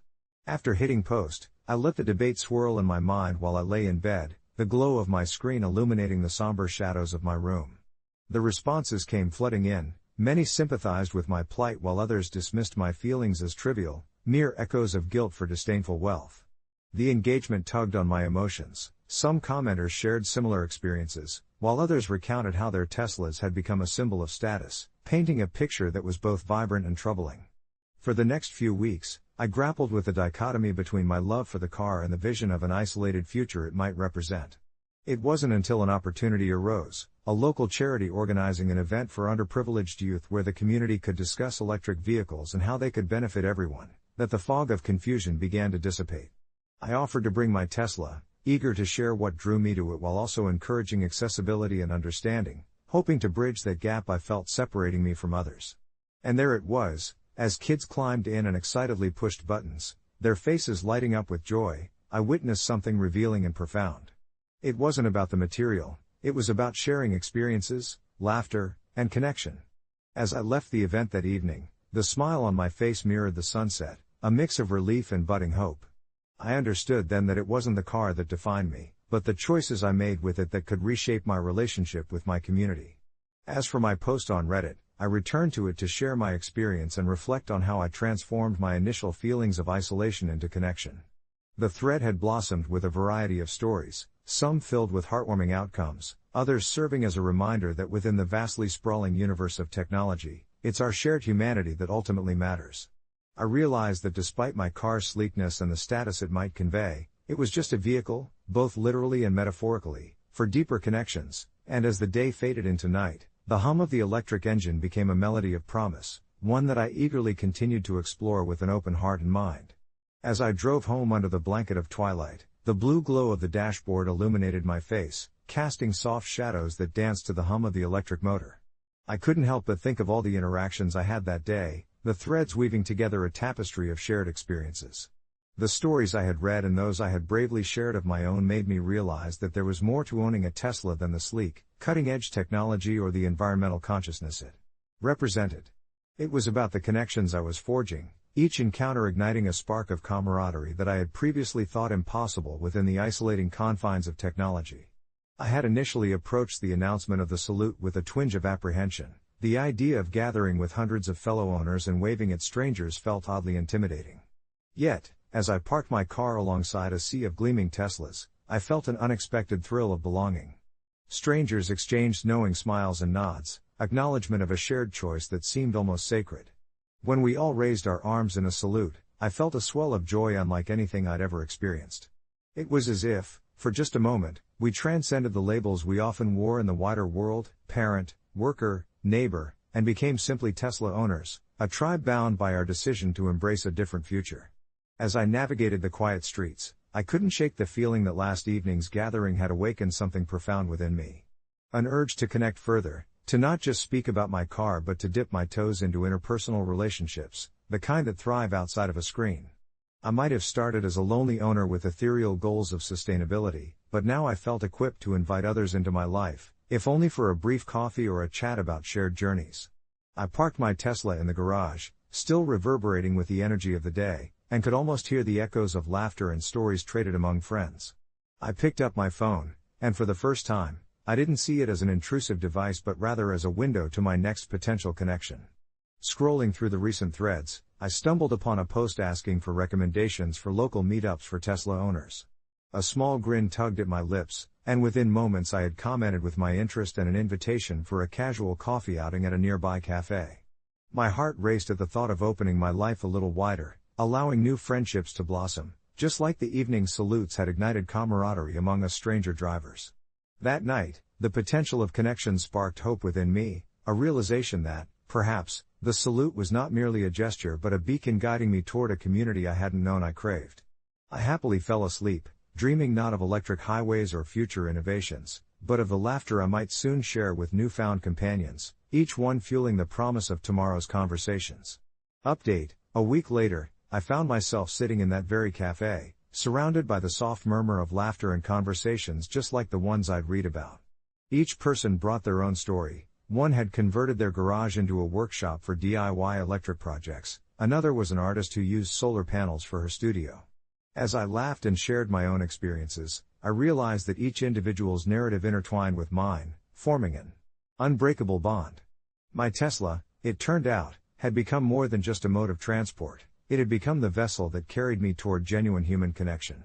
I understood now that it wasn't just about the type of car I owned, it was about the paths that unfolded from that ownership, paths leading to friendship, laughter, and the kind of warmth that can only come from moments spent in shared company. The threads we create around us, stitched together by our hopes and shared experiences, are what truly drive us forward, electric or not. And in that bubbling cafe, amid conversations that sparked and flew through the air, I felt anchored and finally at home. As I sat there, nursing my lukewarm coffee and watching the world outside the large windows of the cafe, I couldn't help but be captivated by the sight of families and friends drifting in and out, their laughter mingling with the notes of a gentle piano that seemed to fill the air with warmth. Each car that passed, along with their unique stories and journeys, reminded me of the conversations I had shared online, the kind that made me realize being a Tesla owner was less about the car itself and more about the community it unwittingly introduced me to. Turning my gaze back to the table, I noticed my phone buzz softly, drawing me back into the digital space that had sparked all this.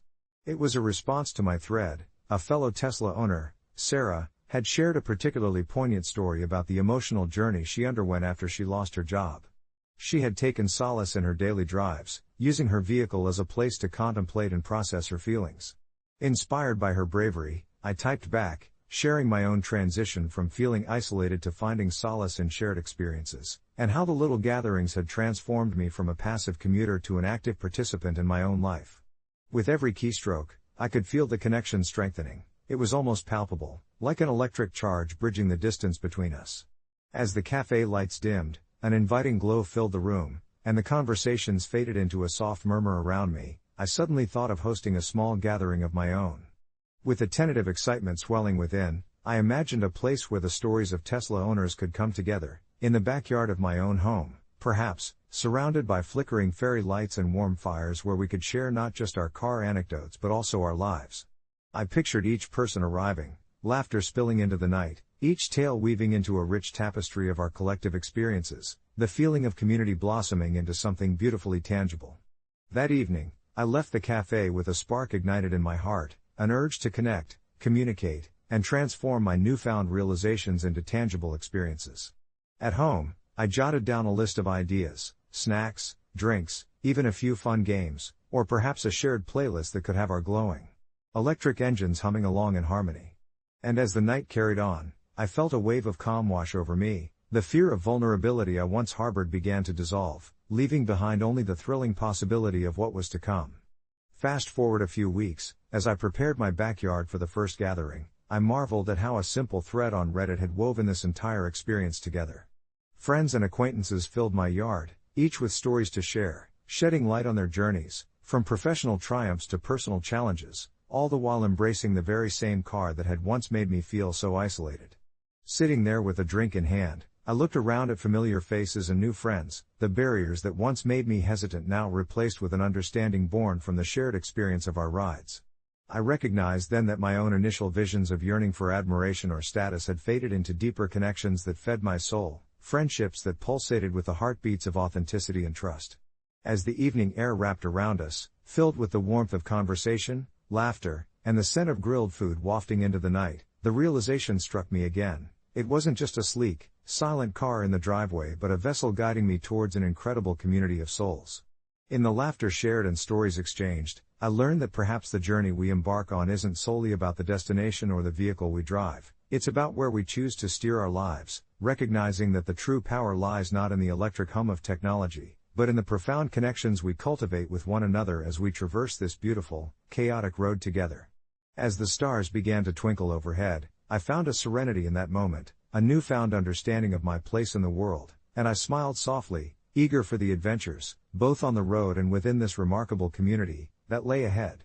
I never imagined I would find myself grappling with a question as sensitive as whether it was time to kick my daughter out, especially when that question came tumbling out of my mother's mouth one rainy Sunday afternoon. It was a lazy day in early fall, the leaves had just started to turn, and we sat cozied up in my kitchen over mugs of chamomile tea that neither of us would touch. The silence was heavy, like the clouds outside, and I remember staring down into my half-empty cup, willing myself to come up with something to say. My daughter, Sophie, was curled up on the couch with a book, blissfully unaware of the circus I felt unfolding through our kitchen table. She's 22 now, working part-time while finishing her last year of college, which is what might have fed my mom's concern that Sophie was still living at home. Yet, to me, it felt rational. I wanted to support Sophie, especially after the turbulent years we'd both navigated. Her father walked out when she was a child, and raising her alone had made our bond tighter. I remember my mom leaning back, her perfectly coiffed hair gleaming even in the shadowy kitchen light, and she said it casually, like we were discussing the weather or her latest gardening exploits. "When are you finally going to kick her out? She needs to learn responsibility." Just like that, my calm facade shattered. I snapped, an instinctive reaction that surprised even me. "Mom, she isn't just some inconvenience. You have no idea what we've been through." My voice cracked, the tension in my chest coiling tighter, and I felt shame ripple through me even as the words escaped. I saw her eyes widen, and for a moment, we were both quiet, the air thick with unspoken words.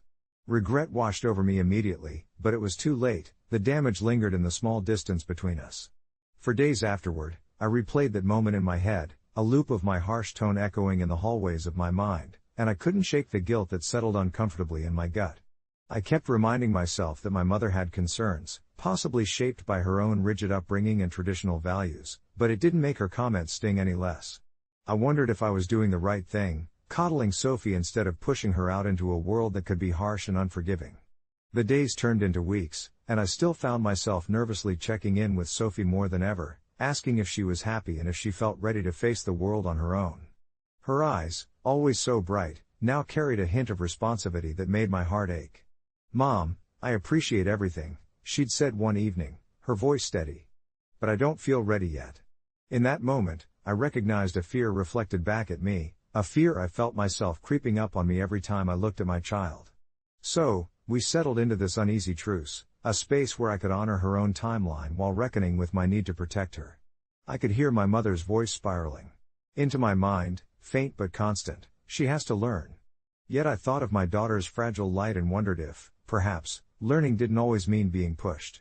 I didn't have all the answers, but I knew this: love is not just about preparing someone to leave, sometimes it's about promoting their growth at their own pace.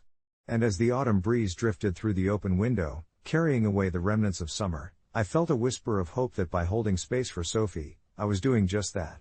I don't know if my mother will ever fully understand my choice, but I'm coming to terms with the idea that my love for my daughter doesn't fit into anyone else's prescribed timeline. Someday I'll have to navigate that conversation with her, but for now, I'm content in that microcosm of our little family, learning together. The sunlight began to fade, casting long shadows across the living room, and I found myself curled up on the couch with a half-read novel, the pages dog-eared and filled with notes. Outside, leaves crunched beneath the feet of passing neighbors, their laughter a gentle reminder that life continues to move forward, whether we're ready or not. I glanced at the clock and sighed, thinking about how every tick echoed my mother's words from the earlier conversation, poking at my mind like an annoying itch I couldn't scratch. "When are you finally going to kick her out?" Each time I replayed it, the irritation bubbled inside me anew. It wasn't that I didn't appreciate my mother's concern; she had always been practical, a voice of reason in our sometimes chaotic lives. But this was my child we were discussing, not a pet that needed housebreaking. Sophie had always been sensitive, more like me than I cared to admit, and after everything she went through, I simply couldn't bring myself to push her out into a world I had long learned could be cruel. Sure, she was 23, and yes, she'd taken a detour through college that seemed to last an eternity as she battled anxiety and depression. Watching her navigate life felt like standing on a fault line, waiting for an earthquake to swallow us both. I poured myself a cup of tea, the warmth of the mug grounding me as if it could somehow seep into the anxious pins and needles crawling beneath my skin. I couldn't shake the worry that my mother's perspective simmered beneath the surface like a threatening storm. What did she know of parenting a child with a mental health struggle? What right did she have to judge my choices when she'd hardly touched on the tempest that Sophie faced daily?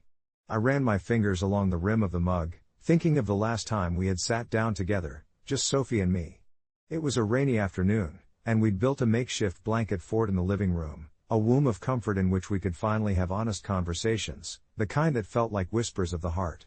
I remembered how she had confided in me about her fears, her worries about finding a job, and the very real dread that she may never feel normal. The way she crinkled her nose and looked down, barely meeting my gaze, stabbed at me. I wanted so badly to tell her everything would be all right, that she would find her way, but all I could do was hold her, cocooning her in my embrace and promising to be there for as long as she needed. As I set my cup down on the table, the clinking sound echoed in the stillness, and I closed my eyes, imagining Sophie's laughter, her lopsided grin when something amused her.